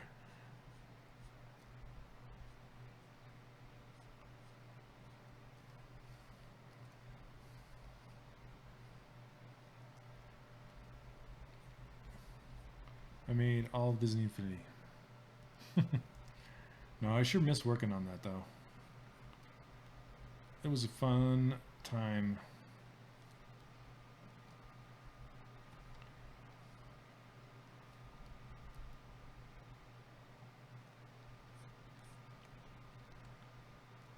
Did I make? Yes, I did. This is my brush. Hard paint brush. All it is the standard brush with the focus turned clear up and just RGB on. So I turned Z add off, and then I turned the RGB intensity is at 100, and I made the soft paint, which is kind of opposite. The focus is turned down and the RGB intensity is turned down to 2. So you can get soft airbrush like. I like it. Then I don't have to keep making the standard brush into my paintbrush, you know? Okay, one more thing I'm going to do is just kind of peek one out of here. All the tattoos.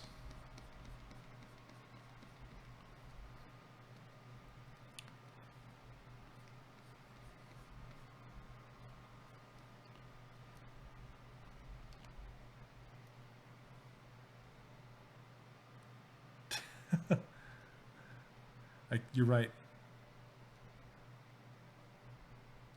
You got to give people time to respond.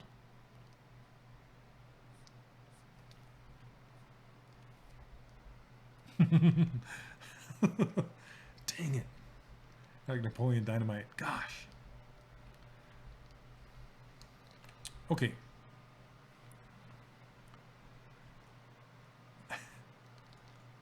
I'm going to paint her tattoos on her face, attempt it anyway. I'll have to decide if I like these tattoos here, because these are really thin on her stomach and quite thick on her arms. So I might need to do some adjusting. I'll do that offline, not right now. And then there's no like solid lines going across the backs of her arms like there are here. So I might need to redesign those a little bit. And it's on a layer, so I can, so no biggie. So I'm gonna make a new layer on her face. And I think I might, that's one cool thing is with this start, you basically have everything inside of this group until you click start on the next group. Then I can just click this eyeball and it'll hide everything that's not in this group. It just hides everything down. Super cool. So let's see.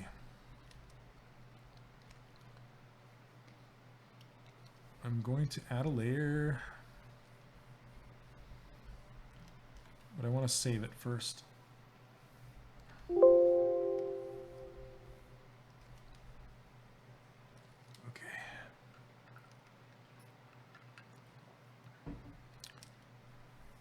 Yes, hidden gem for sure.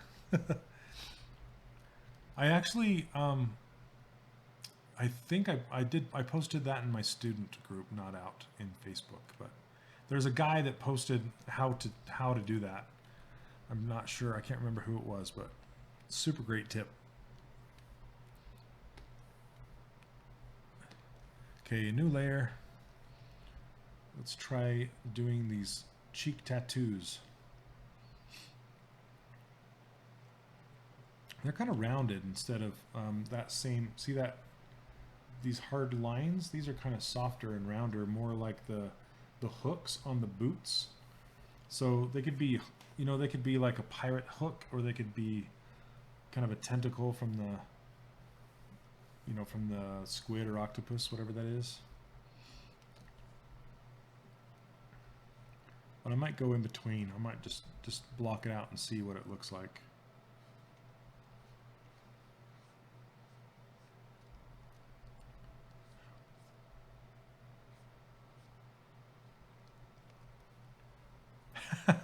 There it is, the squid comes out.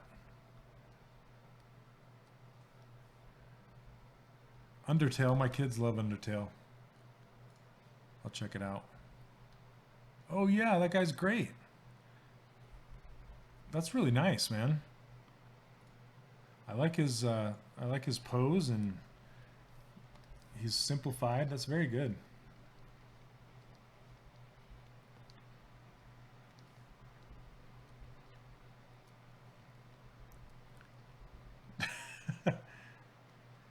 ZBrush users are all around the world.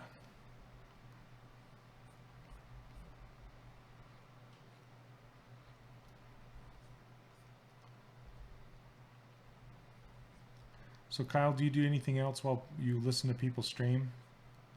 Or do you have to actually, do you actually moderate, or do you, I'm actually calling you out. I shouldn't do that.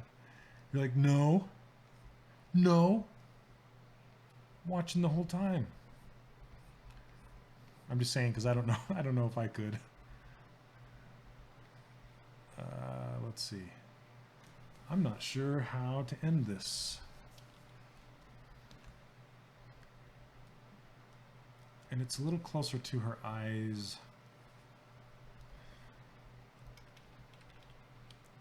Kyle. Kyle's playing the Zoltar machine. What is that from?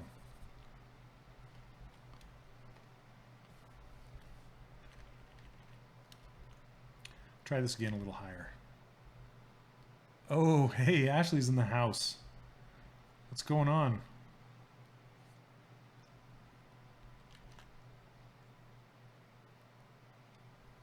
Ashley. Yep. Thanks for the reference. Thanks for the tentacle reference while I paint these tattoos. If this is indeed a tentacle. Unless it's a pirate hook. I don't know. What would you guys think?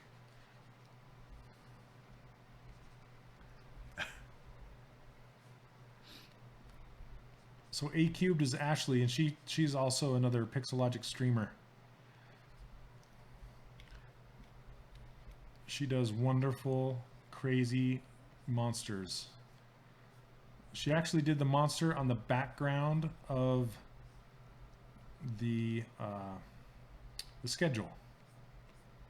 That turned out awesome. Did you do that for the beta, Ash? Oh, thanks so much.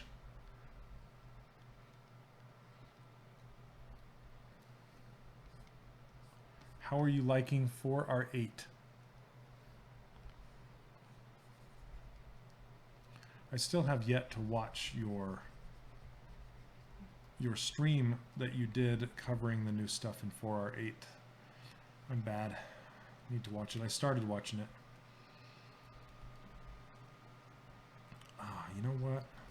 I like the one on this cheek better. I've been looking at this one. But start over one more time. Not over completely, but it is. Yeah, that kind of teal colored one. Yeah, that turned out so good. It deserves to be on the background. It's really well done.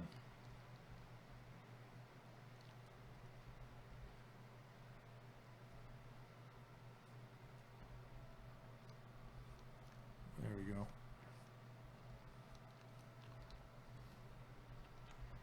Okay, let me just clean this up.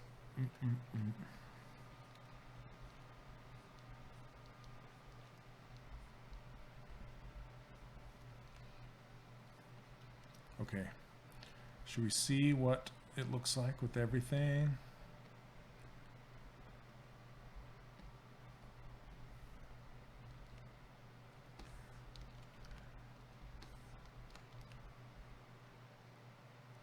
There you go. Yeah, she's coming along.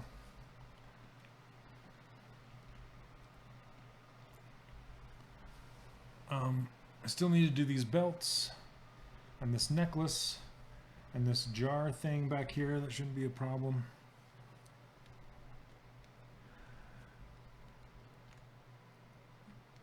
Alcapuria? I have no idea what that is.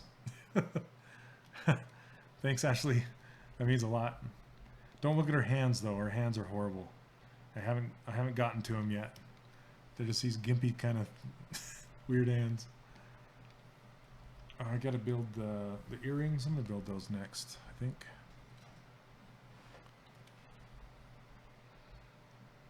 Let's insert.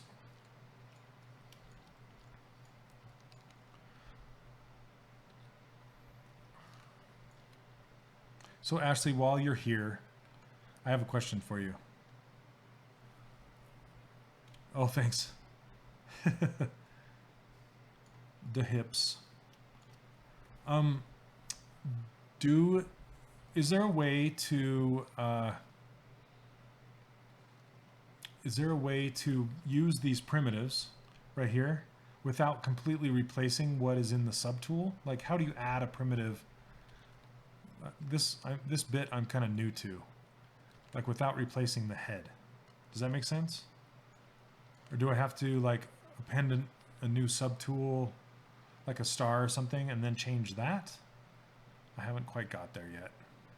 Do you know what I'm saying? I don't know. Like if I do a polycube right now, won't it replace the head? Yeah. Well, it has layers. So I'm going to insert a star.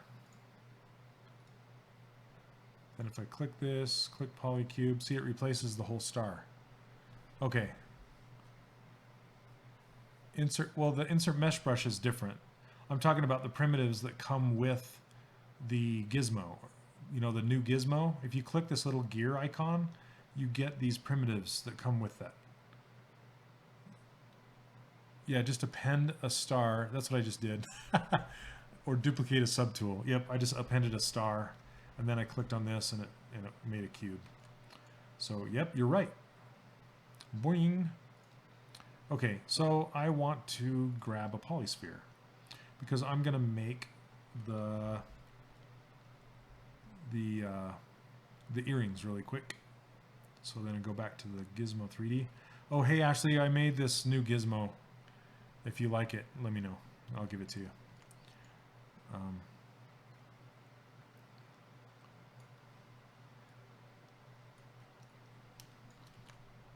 I just wanted a really minimalistic one. Very small, not cumbersome. Minimalist, yes. Very dainty. So how it works is this ring is move. This one is world rotate, or sorry, screen space rotate. This is screen space scale. And then each one of these are like move, rotate, scale on each axis. Yeah. How do you make a gizmo? So there in Z Classroom, Joseph Drust put together a very, very nice lesson on how to make it. And it's just follow through it because it's pretty technical. I couldn't really get into it here unless I made that lesson over again. So since it already exists, I just recommend you go to Z Classrooms and find it. It's really, really well done. And it's pretty easy to make. There's a template. So under projects, under tool, there's a Gizmo 3D template right here. So if you pop that guy open, you'll be on your way to making your own. It's pretty cool. Yeah, they're awesome. In Drust we trust. It's true. Okay. So I'm just going to move this out.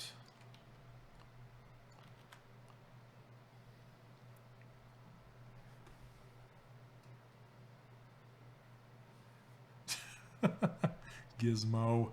Not that kind of gizmo, silly. Silly. Okay, let's see. There are bend. I'm just going to mess with this for a minute. Bear with me.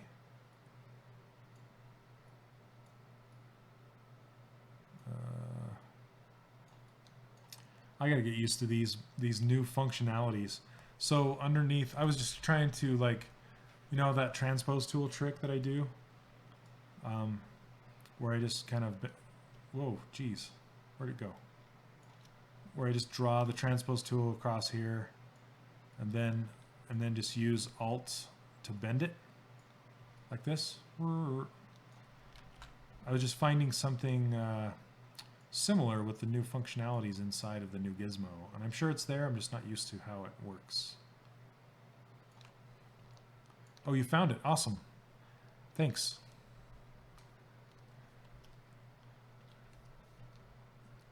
Art Deco gizmo with huge fins. Did you see the one with the skeleton? It was like a hand, like a skeleton hand, and arm bones and everything. It was like, it was metal. It's like a metal gizmo. Pretty funny. Okay, I'm gonna bend this up and grab this. It's so extra. Who, Ashley, do you know who did that one? So funny. Took the time to make it. It's pretty funny. Okay, I'm gonna use ZRemesher because these polygons are getting messed up. You can use bend curve and bend arc in gizmo options. Okay, I'll have to test that out. I won't make you guys suffer through me trying it, but I'll look into that. Thank you very much. Let's see, ZRemesher. I now have ZRemesher on my secret menu.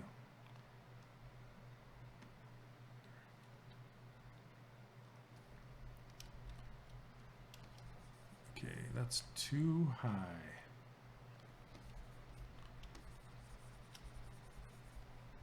ZRemesh it again, lower.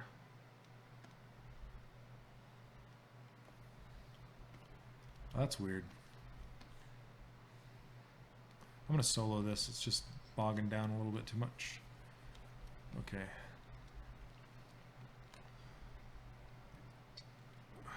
Okay. That whole culture thing. You were having fun there for a while. Yeah, this community is super great. I love how helpful everyone is. And, you know, I love how it's like, I don't really, you know, I can sit here and admit I don't know every single piece and part about ZBrush, and that's perfectly okay. And there's other people that that do know, and I can ask in the stream, and people help me out, and I can help other people out. It's just really cool. I like it a lot.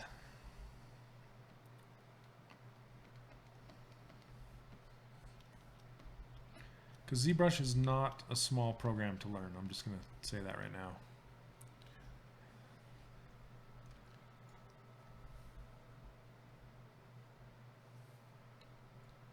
Which Matt are you talking about? Oh, Matt Armstrong? I bet he would.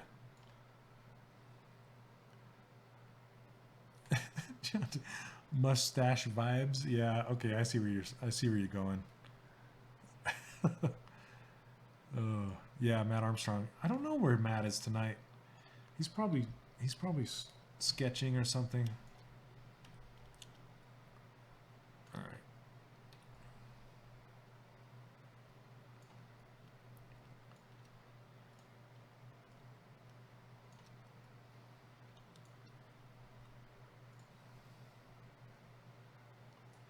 I'm sure we'll get on and play some Overwatch later.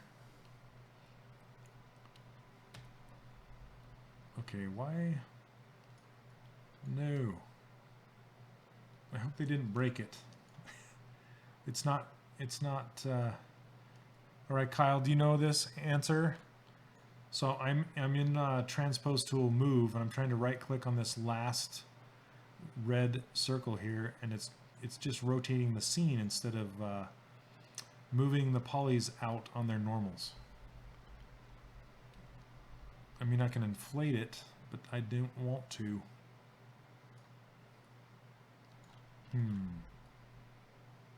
Oh, there it goes. No, that's not it. It's supposed to be right click on there. I wonder why it's not working. Oh, Mickey Mouse, he's in there twice. Which one do you like? I did the Fantasia Mickey, and my buddy Ian Jacobs did the latest one, the normal Mickey. I really like that normal Mickey. He turned out great. Let's see. Oh, early July, huh? Do you think it's going to be Doomfist? Doomfist. Inflate balloon. Oh, come on. Local. No. There we go. I was just trying to get more volume out of that thing.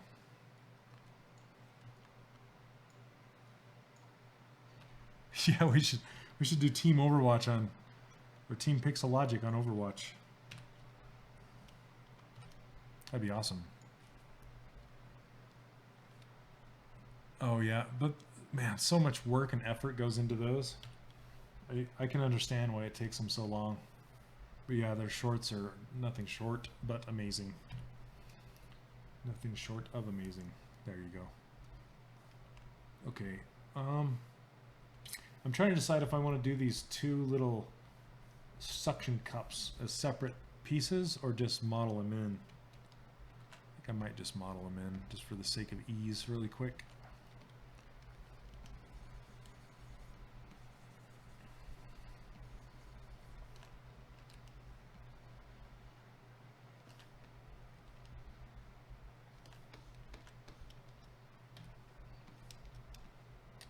There we go, suction cups.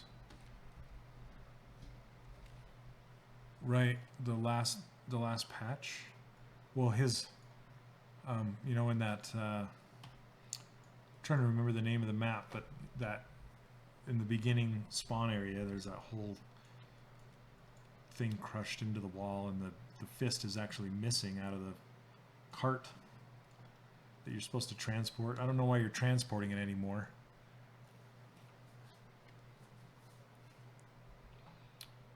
Jeff Kaplan. Okay, let's see. I'm going to Dynamesh this with polish on.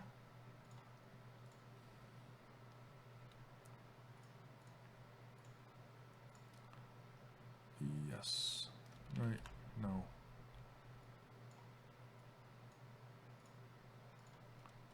Oh, come on.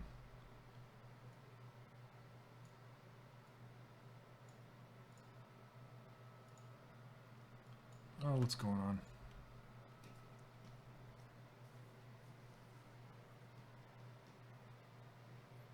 Which inflate brush are you talking about? This one?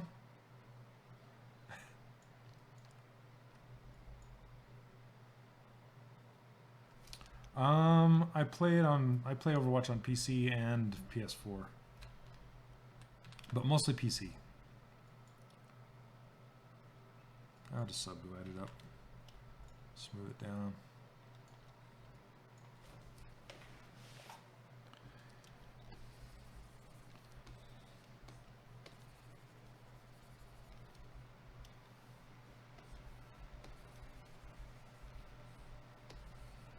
All right. That'll do.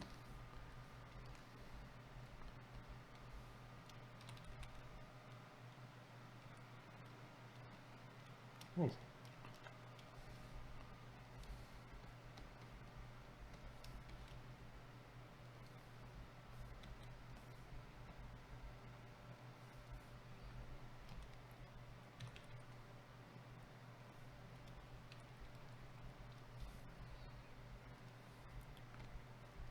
Let's see, I'm going to delete iron mirror.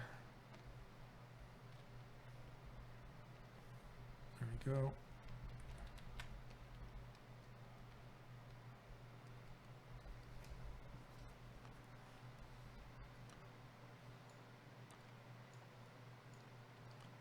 So, did you get the Xenos Fighter? Are you talking about? Did you get the new Wacom Studio? That thing? I have one of those little Cintiqs. I'm not the biggest fan of it, but I think the new Wacom Studio is better. Okay.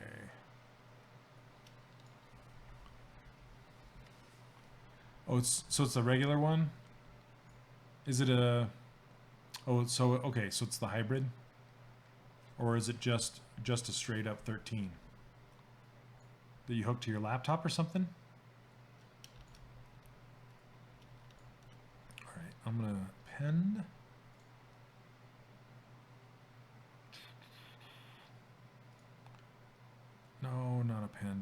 Hit to insert, not append. Delete. Oh, the Dell canvas. Oh yeah, is that in August? Ooh. That looks pretty cool, I have to admit. Okay, straight up. Do you like? I just always found that anything less than, excuse me, anything less than 21, I felt like I was running out of real estate. Everything's just too packed in there. But a 13 Cintiq is better than not having one at all. So I'm sure it'll work good for you. Okay, insert, not append. Insert. Okay.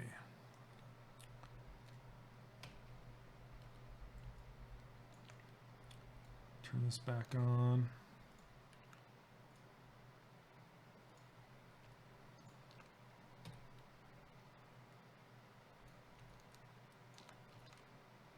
Oh, A4 paper. Yeah, I guess so. It'd be really good for sketching too.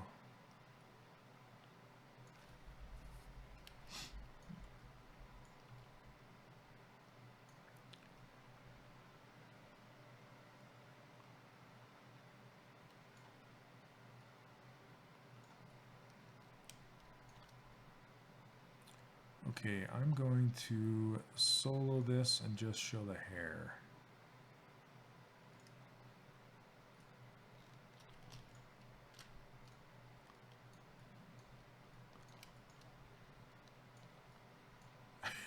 Still use a mouse. Use a mouse for sculpting? You better not be. It's like sculpting with a brick.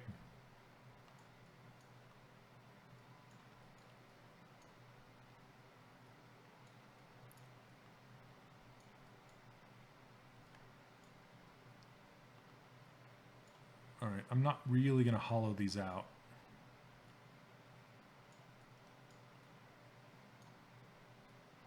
Just going to fake it.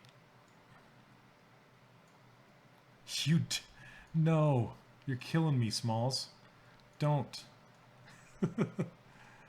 Oh, man.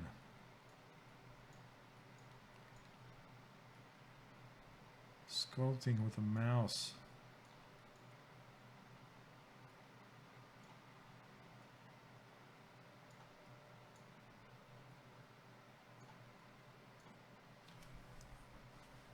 Boolean, yeah.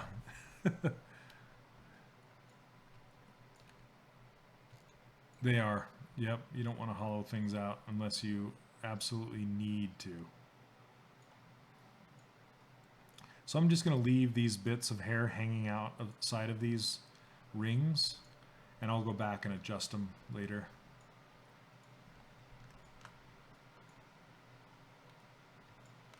This is what I love, is hitting Alt to center this in the middle of the unmasked object.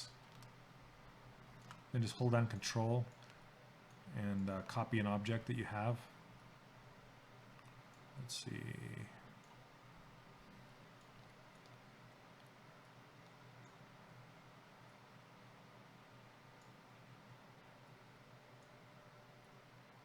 I keep forgetting about the screen space move. That's what I want most of the time.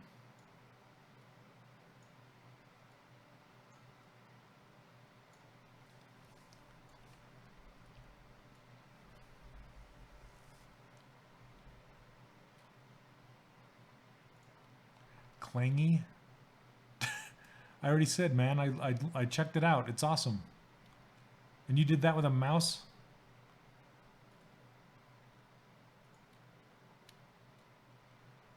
Impressive for mouse work.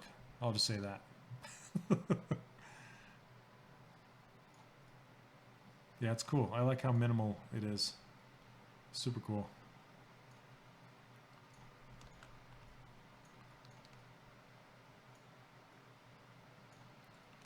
Okay, now I'm going to make a couple in the back.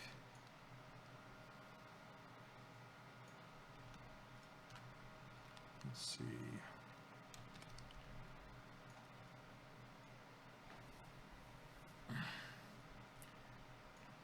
They're pretty high density.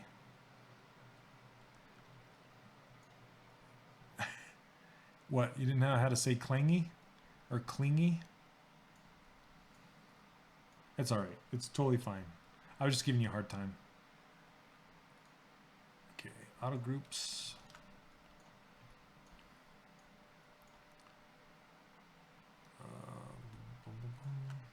Whoa.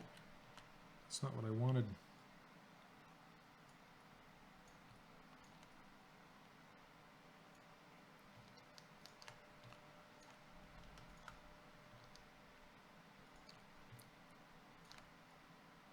Clingy model, clingy model. It doesn't matter. I knew what you meant.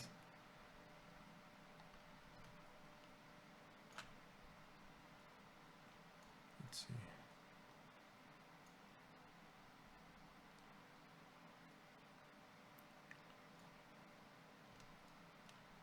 Why does it do that?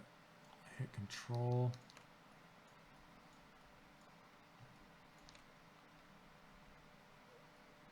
Mirror locally on subtool.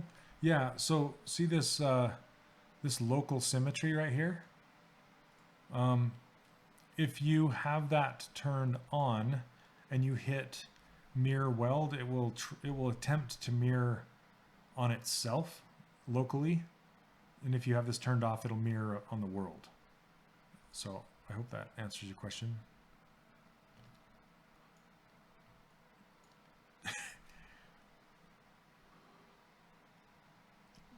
Xeno Spider, you 3D printed your own computer? Dude, that's awesome. To plug into your Cintiq? That's cool. Super cool. I thought you were joking at first, and then I looked at it like, you really did? That's awesome. Okay, I gotta turn this off. It's driving me crazy. I just want to put a line down here and squish it. There we go. See, that's an instance where I'm like, okay, I think it would be better. I just need to learn the gizmo more.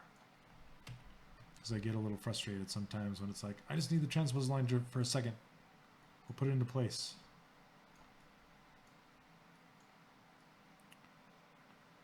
All right. I'm too used to it. I have to get used to the new one.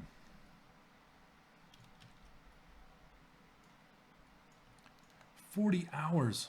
Wow. Well, I'm glad there wasn't a failure. Unless, I hope there wasn't a failure during the 40-hour print time. Jeez.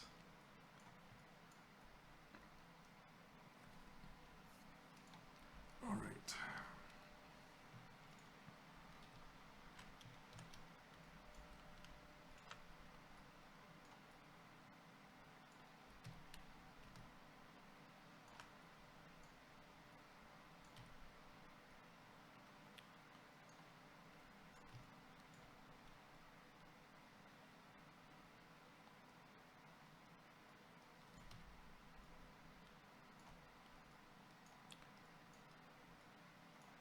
Alright, sorry if this was boring. I'm just aligning these little ring things.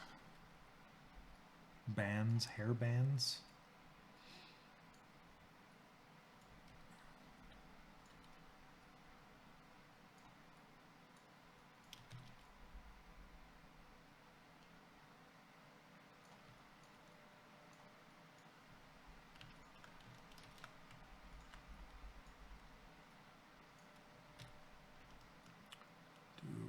Here.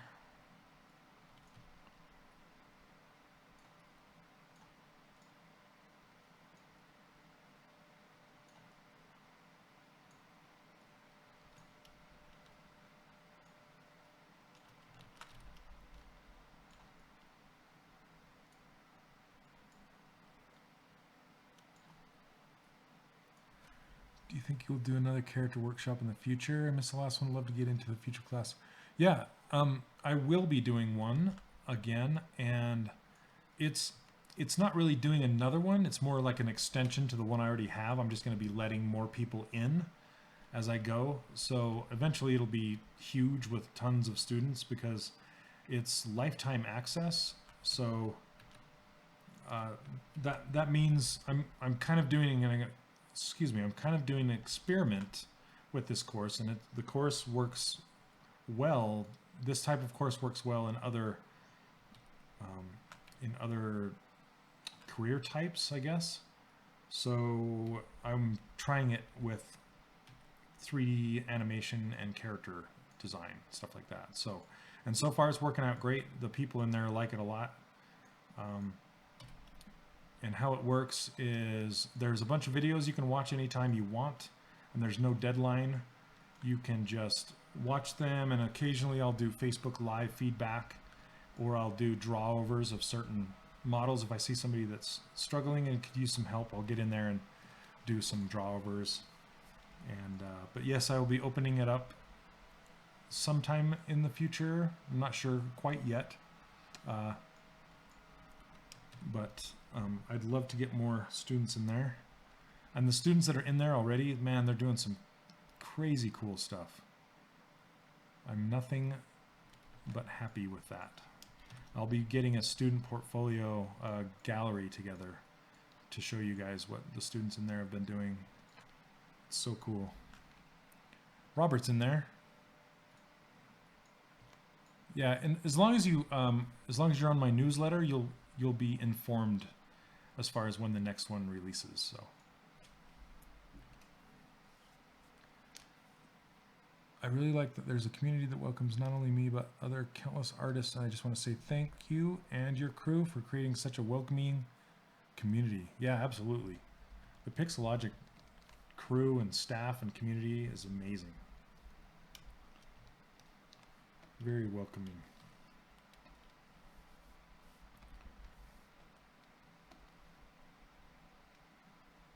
All right, I'm just gonna start to align some of these to fit those hair bands a little better, so they actually look like they are working. Oh, thanks, Anthony. I'm working on it. I was hoping to get some time this week to work on it, like not during the stream, and actually get to posing today, but you know, life got in the way and I didn't really get to it, unfortunately, but that's okay. Still having fun.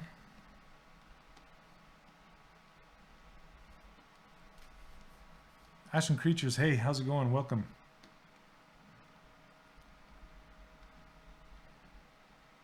Hello, everybody, just joining.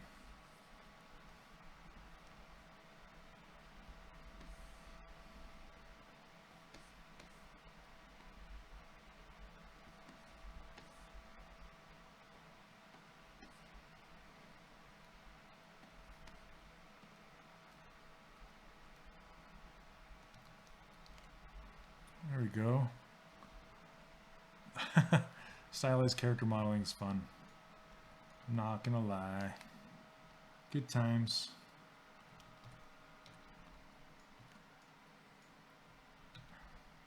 Oh. Let's see. I'm gonna solo this for a second. And group by normals. Turn my crease level down to 3. I'm so glad I'm able to put this crease level in my menu now. Crease polygroups. Then hit dynamic. Yes. There we go. Nice and smooth.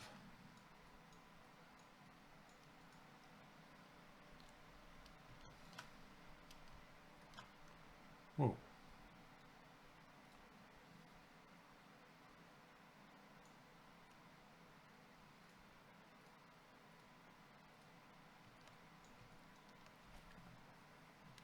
What's your take on self-taught artists trying to get into the industry? Is it feasible? It is feasible because in this industry, portfolio is king. A college degree helps a lot. It will make you a very well-rounded student, but at the end of the day, the companies want to know if you are capable of doing the work. And if you can show that you are capable of doing the work and you're good at it, and speed is also a factor, but not as much of a factor as actually being able to hit a concept and being able to make a game character, it is possible for sure. I know several self-taught artists that are in the industry now. So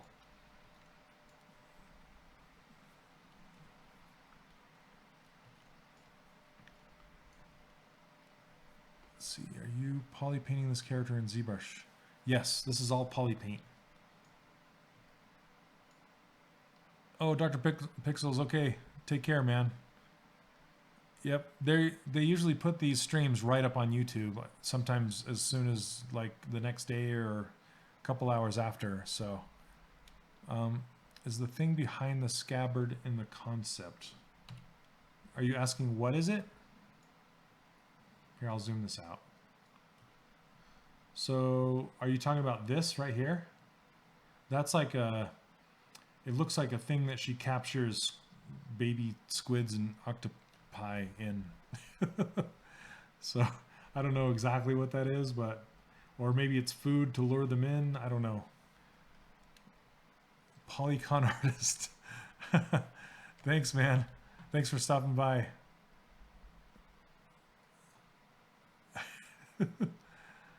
All right. And thanks, thanks Pixel Eye. The Grubber is here. How's it going? Welcome. Formal training is not necessarily needed, but learning is ongoing. Yep, you'll learn forever. I'm still learning. The day I stop learning is the day I die. I'll tell you that right now. Yep, always be humble enough to be learning all the time.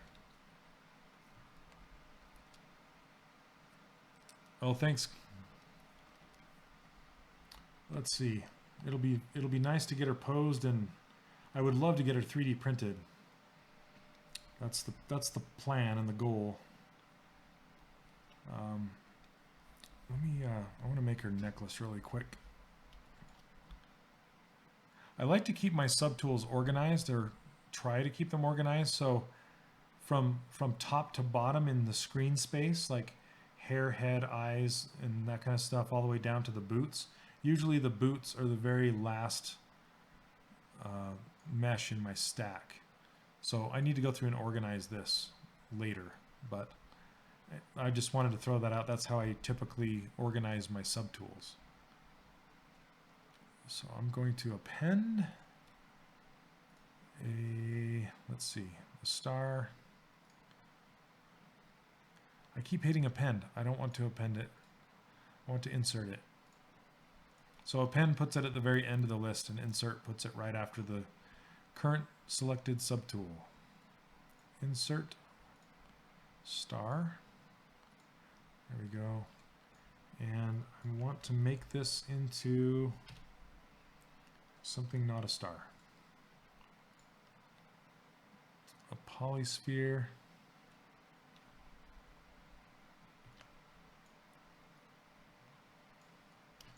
Let me try something here.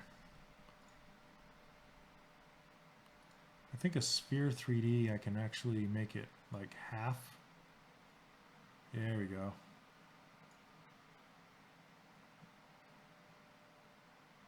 This half. And I don't need that many subdivisions.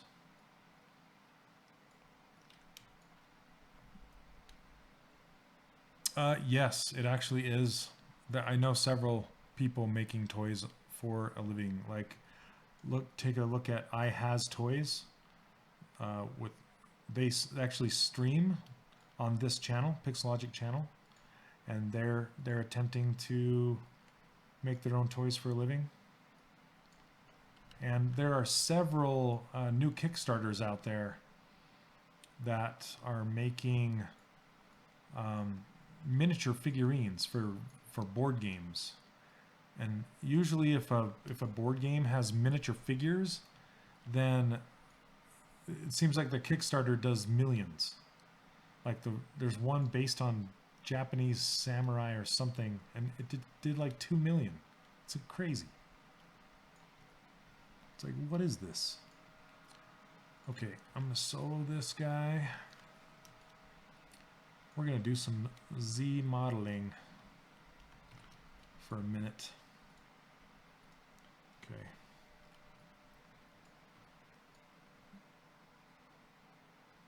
Yeah, Lena, Troy and Lena from iHas Toys. They do phenomenal sculpts. So does this happen to you guys when you hit the Z modeler? Does this pop up, this polysphere right here? I don't know if that's just me or if it's a bug or what. Oh, they're on tomorrow. Cool. Thanks. Thanks for looking that up. Okay, I'm going to extrude a poly loop.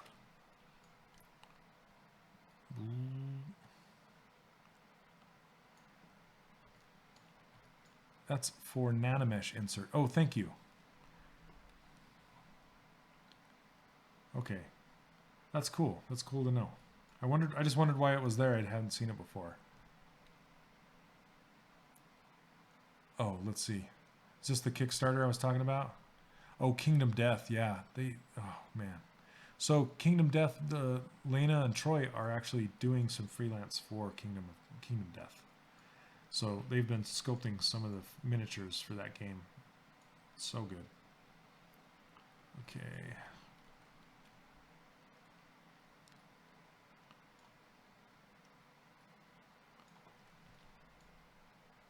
$12 million. You can move it? Oh, you can move this out of there?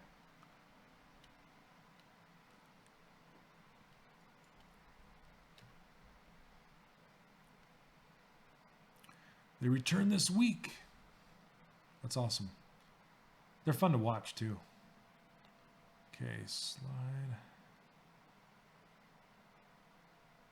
I'm gonna try something. Slide.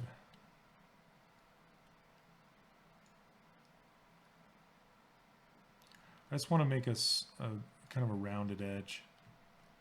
I know this isn't the best way to do it, so ignore this. But there we go.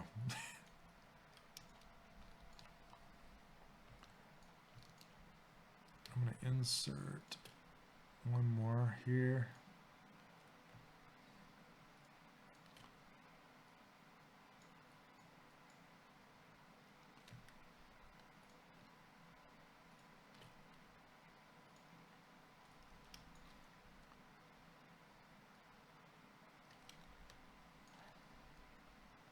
Let's see.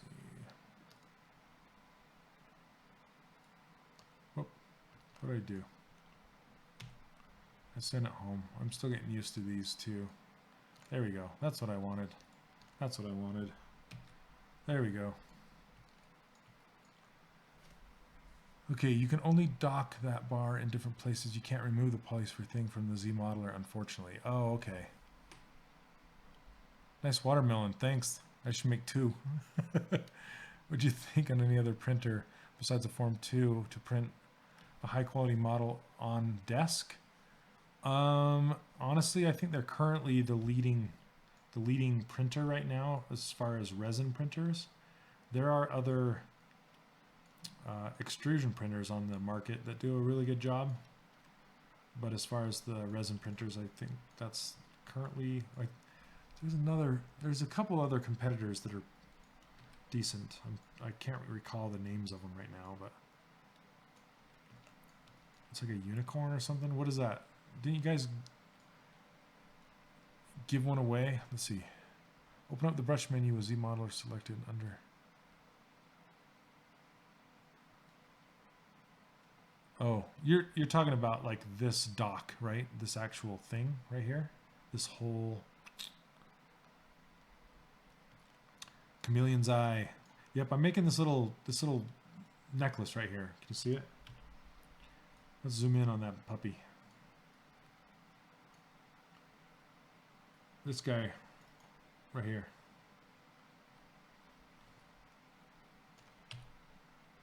Let's So let's see.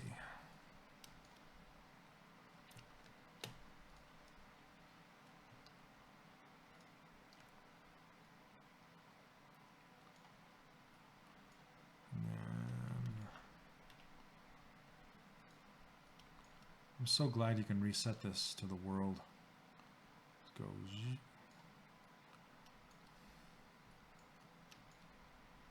I think I'm going to squish it overall. Oops. Yeah.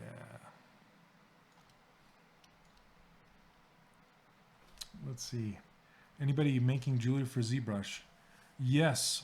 If you watch, there is a... I'm trying to remember the guy's name, but he was at ZBrush Summit last year, and he makes jewelry with ZBrush, and he actually did a presentation showing exactly how he did it, and it is so cool to watch. Okay.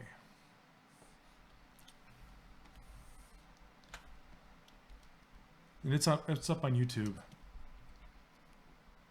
Check that out. Oh, does Joseph Trust do it too? Has lessons on ZBrush Central.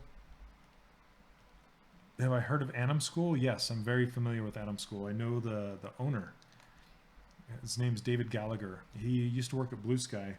It depends on what you're going for. If you're going for animation, I would say definitely. And for modeling, they do modeling for film. So if you're interested in modeling for film, I would do that as well. And they do rigging too.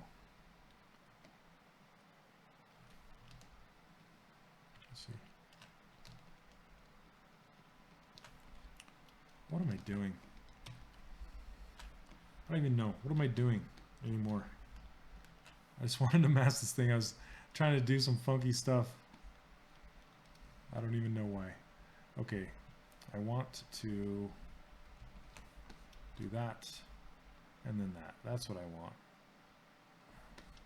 There we go. I just didn't want that gem to be sticking out so much. And I also want to shrink it in space like this. Okay. Let's see. Come by tomorrow night and try it. Yeah. Let's see. I wish I still had my ZBrush. Oh, did you have it and got rid of it? Thomas, thank you, Kyle. Yes, it is. It is. That guy's a trip too. He's so fun to talk to. Buy one. Yep, that guy. Because you. So, yeah, thanks for finding that. That's really cool. And yeah, he does some intricate jewelry.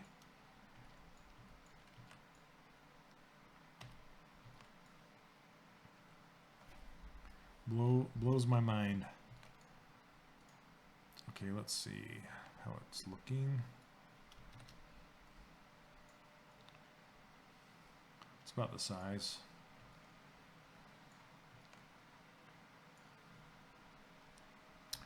Oh, a student version. Okay, gotcha. Yeah, you can get ZBrush Core for now. I believe it's $100, and you can get one with a Wacom tablet for $200. And it's pretty much the core version of ZBrush, like all the core things you need. And if you ever want to upgrade, you can put the cost of the purchase towards the full version later on. So it's just a nice stepping stone. It's not quite ZBrush 4 or 8, but it does have a lot of the cool stuff, and you can play with it.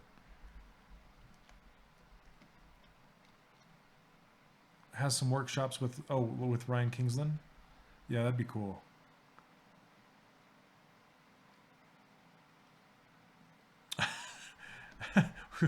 It'll be flagged for the ZBrush intro music. Is that still going? Did I leave it going? That's not good. Is it copyrighted, Kyle? The intro music? They'd have to go in and edit it out if it is. Hopefully. Oh man. That's not good. Okay. Let's see. I need to put this little band around.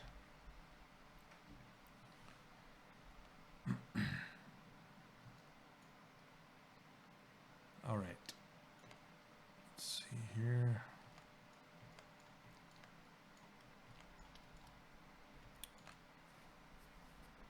See an imager. Oh, cool. Doc Ock. I think you'll be okay. Oh.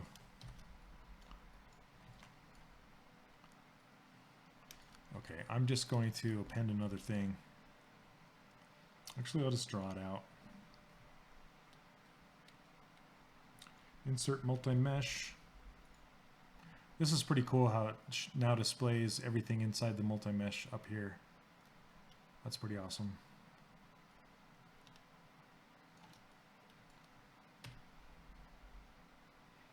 Let's see. No.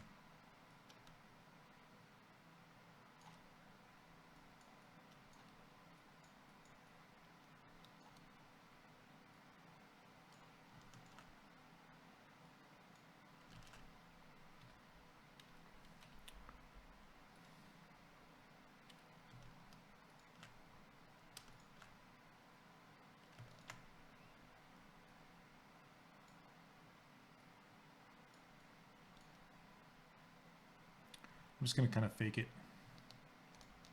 Fake. Doesn't have a hole in it. Right? It's like they have to edit it every time they play it. That would not be good.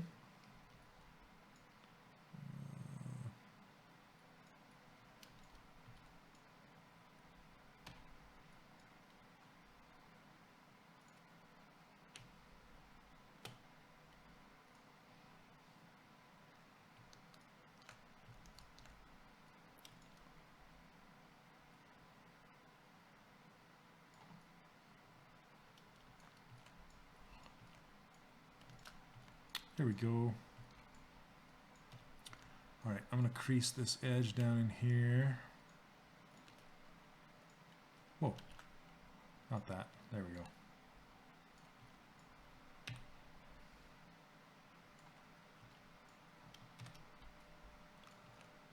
I don't want this one creased though.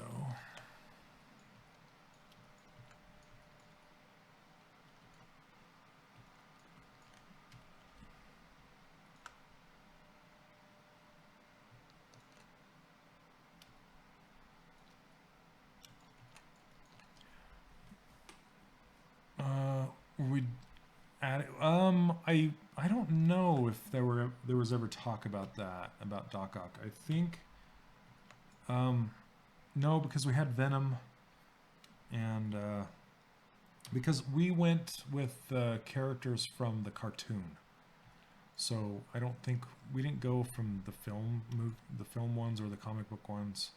It was from the kids' cartoon show at the time. Spider-Man was really tricky because at the time he was partially owned by Sony, I believe. Some of the contract, like the film contract, so we could only use the lineup from a certain set. That's why Iron Fist was in there, and gosh, I'm trying to remember who else. But that's why we didn't have him. But that's yeah, I would love to have seen him. I can't. There were also some enemies that we didn't actually do figures of. And since Venom was the main enemy, we did a figure of him. I actually helped sculpt him. So he was fun.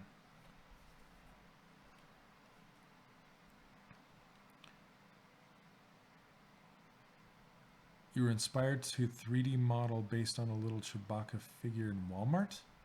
Like one of the Infinity ones or a different one? Okay, I'm going to, let's see, insert a Z-sphere. You don't see this often. I don't use Z-spheres that often, but when I do, it's for a necklace.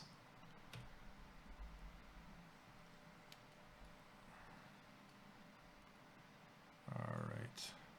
I usually use Z-spheres for things like ropes and chains and glasses and things like that.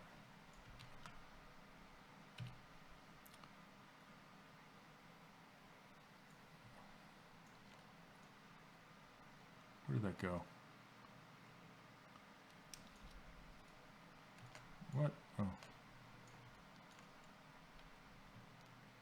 Okay. Infinity. So my buddy Brad Bollender, he sculpted Chewie. He did a phenomenal job. Was it Brad? No, Brad did Groot. Was it Matt? I'm trying to remember who did Chewie. I think I might have gotten that wrong. I think it was Brad.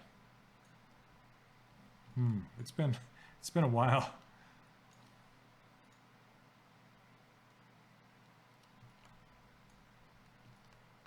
Okay. Oh man, I made it way too high. Get back down here.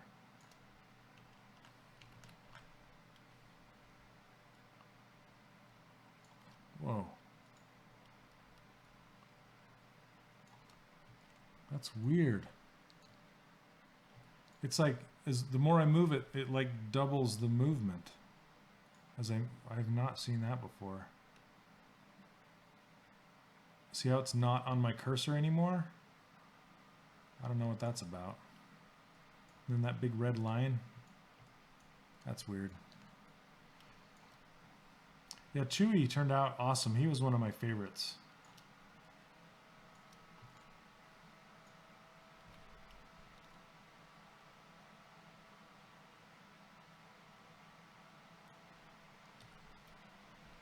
I better save this. Save.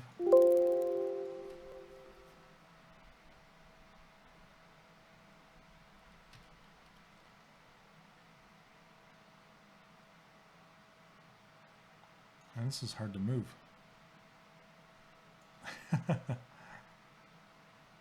Yes.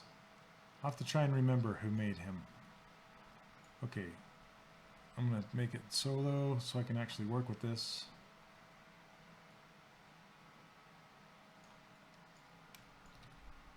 Whoa.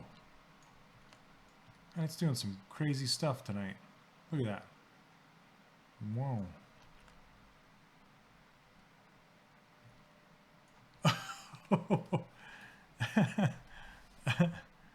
Oh, Matt Thorat did Chewie. Okay, thanks. I could not remember.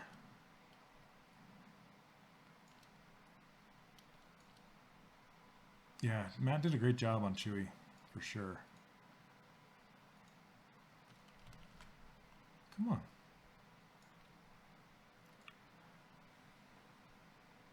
Hello from Brazil. How's it going? Welcome to the stream. What is going on over here? See why I don't use Z-spheres that often? All right, screw this. I'm out. I'm done. Oh, come on, Z-spheres.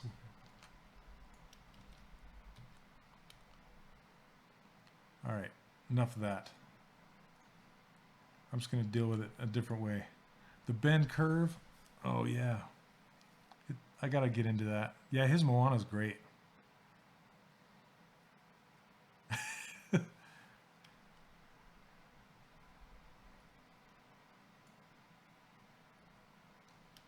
I have not. Oh, Lazy Mouse? It might have been. You know what? It probably was. You're probably right. All right, but you know what? I'm just going to insert a cylinder and just mush it around. What time is it? It's about, it's almost time to go. Let's see. I'll do that offline. I'm gonna take this belt and move it up. Duplicate it.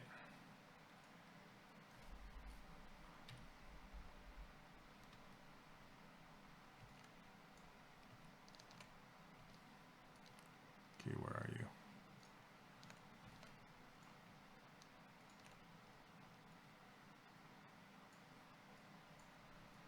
then just kind of match it around here. You can make it with a curves tube brush too. Yes, for sure. I mean, there's a billion ways I could do it. I probably will do the curve tube. Curve tube.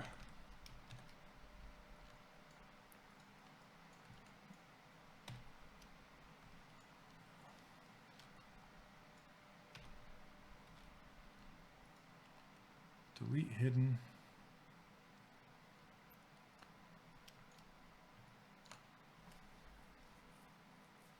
Yeah, it's kind of weird. It's like dragging a snake around, right? It's really crazy. But it's perfect for certain things. Maybe it'd be perfect for a necklace.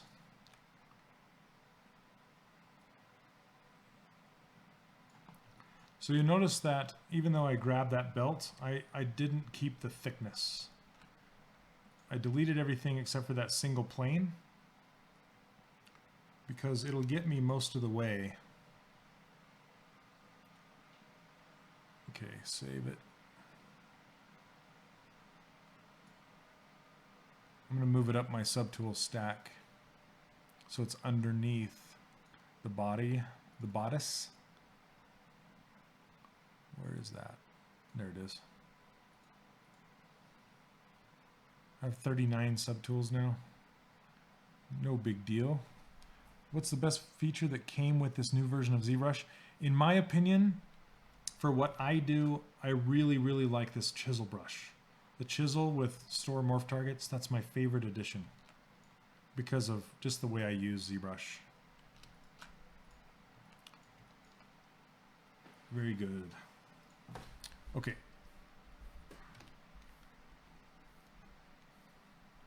Make sure symmetry is on. Now I'm just going to move this out so it's not penetrating anymore. Yeah, the live Boolean is fantastic. I just haven't gotten the chance to mess around with it that much. And like, you know, you guys are suggesting how to use the bend curve and all that stuff. I just haven't had time to get into it yet. It's too new. Too new. I still gotta make some time.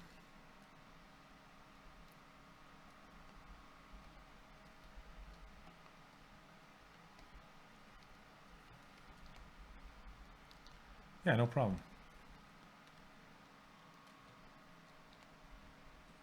Oh, Jack.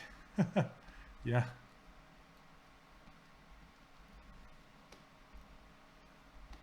Yo, I always worry about pronouncing his name, but the concept artist is Johannes Helgeson.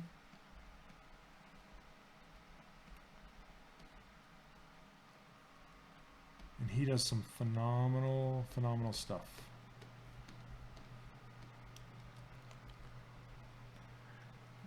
Yeah, $100 printer. That's kind of one of those you'll get what you pay for deals.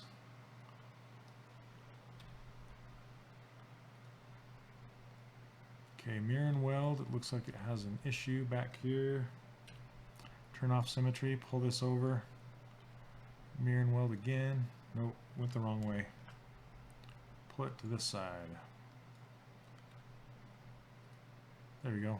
Fixed.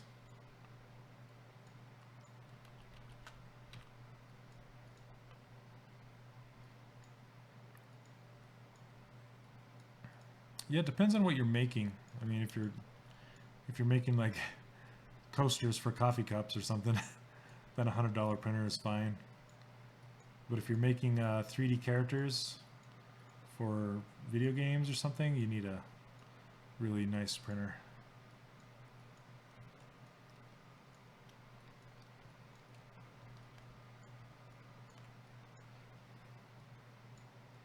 Yeah, they pretty much, those $100 printers kind of put out garbage.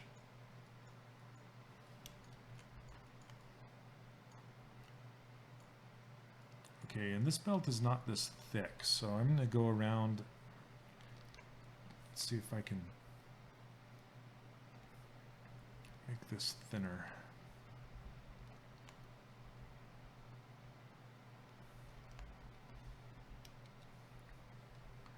And and scale it out.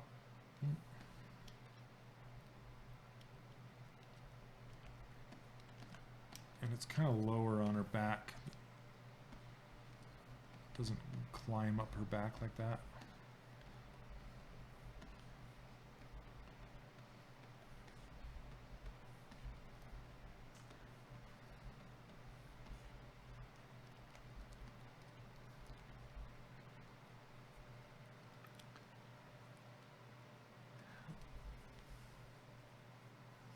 Oh yeah, Tanuki art. Yep, I agree with you.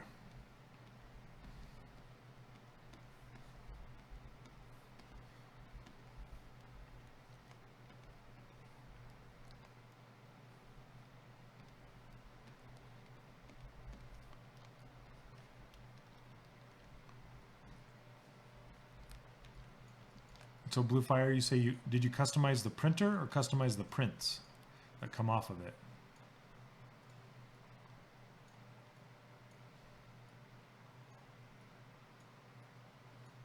I do like the idea of like building your own printer, you know, I think Matt Thorat did this not too long ago, like getting the pieces and putting it together yourself, kind of a do-it-yourself build thing, kind of like you know, a adult Lego set, you know? Oh, the printer. Yeah, that'd be kind of cool.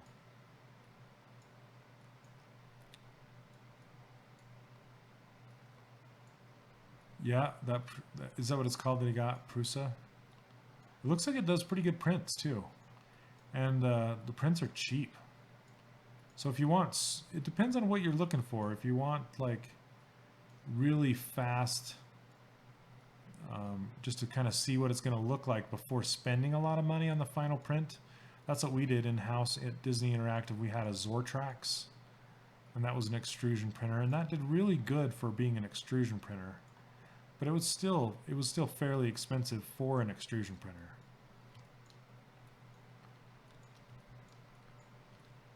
Oh, okay. Yeah. Makes sense. Yeah, I've been pretty impressed with what I've seen so far.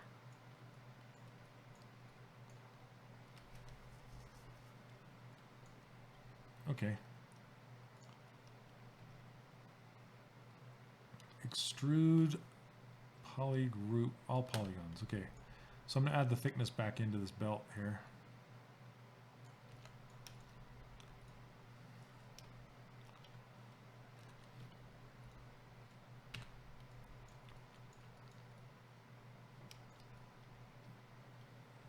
I think I like that.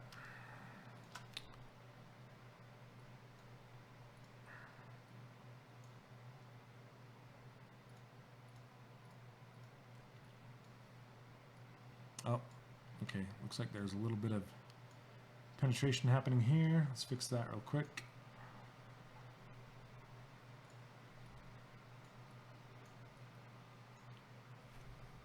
Right. Yeah, you gotta do a lot of cleanup on those if you wanna keep anything that's, you know, halfway decent from them.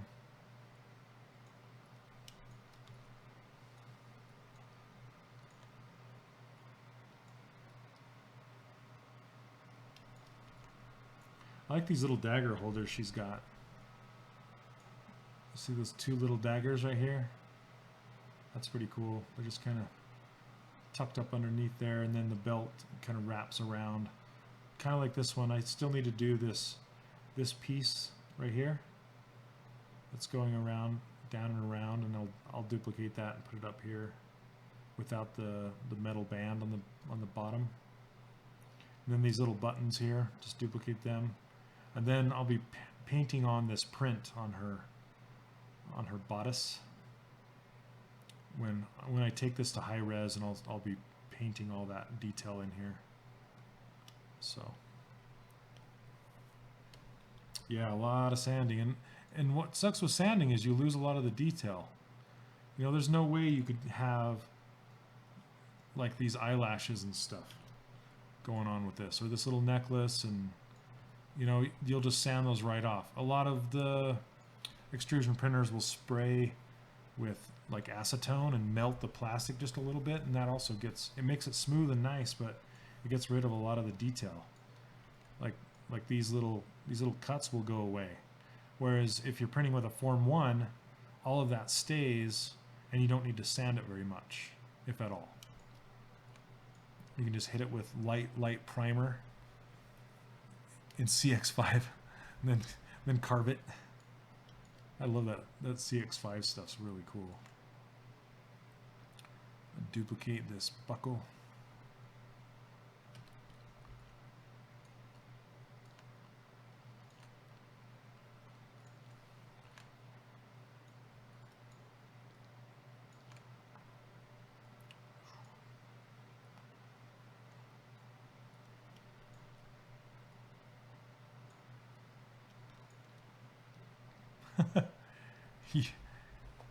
It's not something I don't know. I know they make some printable stuff, but I've never seen it in action.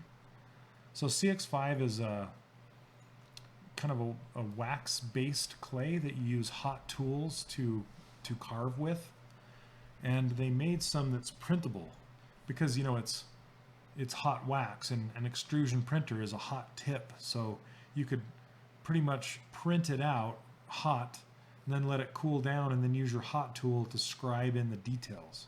The premise is really interesting, but I don't know if I'd have the time or patience to do something like that. It's like, I just throw it on my Form 1, you know? It does sound like a lot of fun though, a lot of a challenge. Let's see.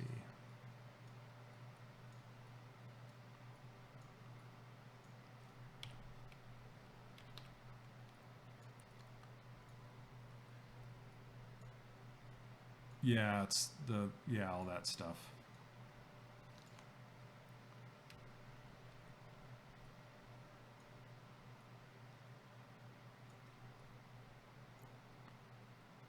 This is a lot skinnier. I think I'm going to make this belt even skinnier than it is.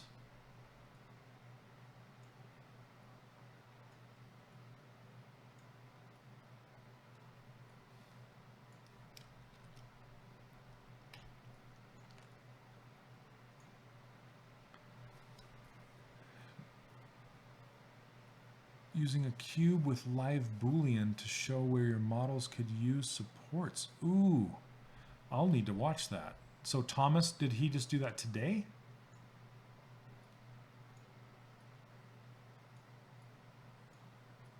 I did see during the ZBrush 4R8 live stream where they did, they kind of show the layers. Maybe, is that what you're talking about? Because in the Form 1 printing software, you can see the layers as it goes down and how it's going to cut and how it's going to print, which is super cool. That's probably what he was showing, something similar.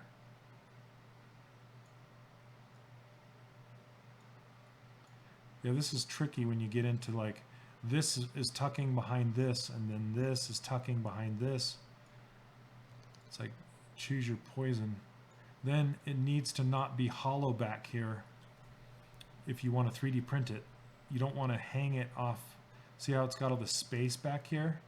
I'm going to need to go back in and either thicken that up so it's just solid all the way back, or or just push the whole thing back in there, but then I'm dealing with this again. I'm gonna have to figure that out. Oh, okay, so you can see the model in layers. Yeah, that's super cool. That would have helped for Infinity for sure. Then we wouldn't have to export it all out, because to bring it into the Form 1 software, or we actually used Magix for the Envision Tech, to use it into there to actually see the cuts, we had to go through a whole big thing to prep them to send to that printer, including decimation, and that was a lot of work. So just to see that we're having problems, So and it also will show you if your model is hollow or not. Like if you have hollow spaces, it'll show you. I have some hollowed out spaces in my my Kate character that I use for my coarse. And I didn't catch until I put it on the Form 3, and I'm like, oh, there's holes. I got to fill them. So, let's see. Mask a half sphere, isolate, poly. Oh, you're talking about the baseball cap. Yeah, that's a great way. You can kind of do it how I built this little necklace. You know, just use a half sphere and then just extrude the front off the front and just shape it, you know.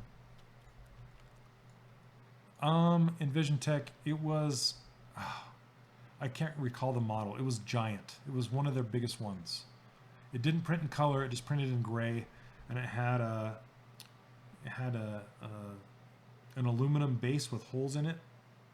Then the laser would come down and go across it, and it would pull it down into the resin as it printed. So I don't know. I can't recall the number. I'd have to look. I'd have to Google it. I could tell you. But it was like $80,000 printer. Yeah. Yep. Yeah. Oh man. And that one did marginally better than a Form 2. So not $80,000 more than a Form 2. You'd think, but it wasn't. It was a dang good printer. Don't get me wrong. It was like, yeah, we didn't need to sand anything when that thing came out. Yeah, the Form 2 has come a long ways.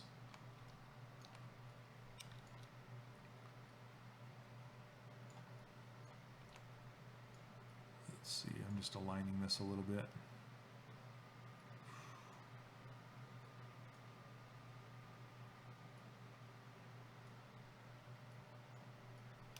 All right. The form, yeah, it's around like, yeah. And with the resin and everything, you can probably get around four grand, something like that. How to automate the painting process of the Infinity toys? Are you talking about inside ZBrush or the actual toys themselves? Like, you know, because we had toy manufacturing companies paint all of those. We had a company a couple ladies in LA that would hand paint the physical prototypes that we would then send to the factories, and that was pretty cool. If you look at the making of Olaf, if you look that up on YouTube, if you look up Box, like BOX, making of Olaf for Disney Infinity, you'll see her hand painting those, and you'll see me sculpting Olaf and taking them off the printer. You'll see that in Vision Tech in that video if you watch that. So, yeah, the duct tape, two Form 2s together. Oh. Anyway, it's looking like it's about time to wrap it up. I don't know why I'm so tired tonight. Sorry, guys. I need to get up and get some coffee and get some energy. Not coffee tonight, but I need some sleep tonight. But for the next time, I will try and be more energetic. And I want to get her to pose really bad now. We went a long ways tonight. We don't have too much more to do. So yeah, this is where she's at right now. Here, I'll get you a close up of what she's looking like so far. Anyway, thanks so much for joining me tonight, guys. Thank you, Pixelogic, for hosting me, and congratulations on ZBrush 4R8. It's amazing, and if you want to try it, there is a trial down below, and if you're interested in my user interface and brushes, check out 3dcharacterworkshop.com, and I also do a course, and I teach that course. It's closed right now, but it will be opening again in the next few weeks or months. I'm not sure yet. So if you get my user interface and brushes, you'll be on the newsletter for that. Anyway, thank you again, and good night, and I will see you all next Sunday. Have a great night, you guys.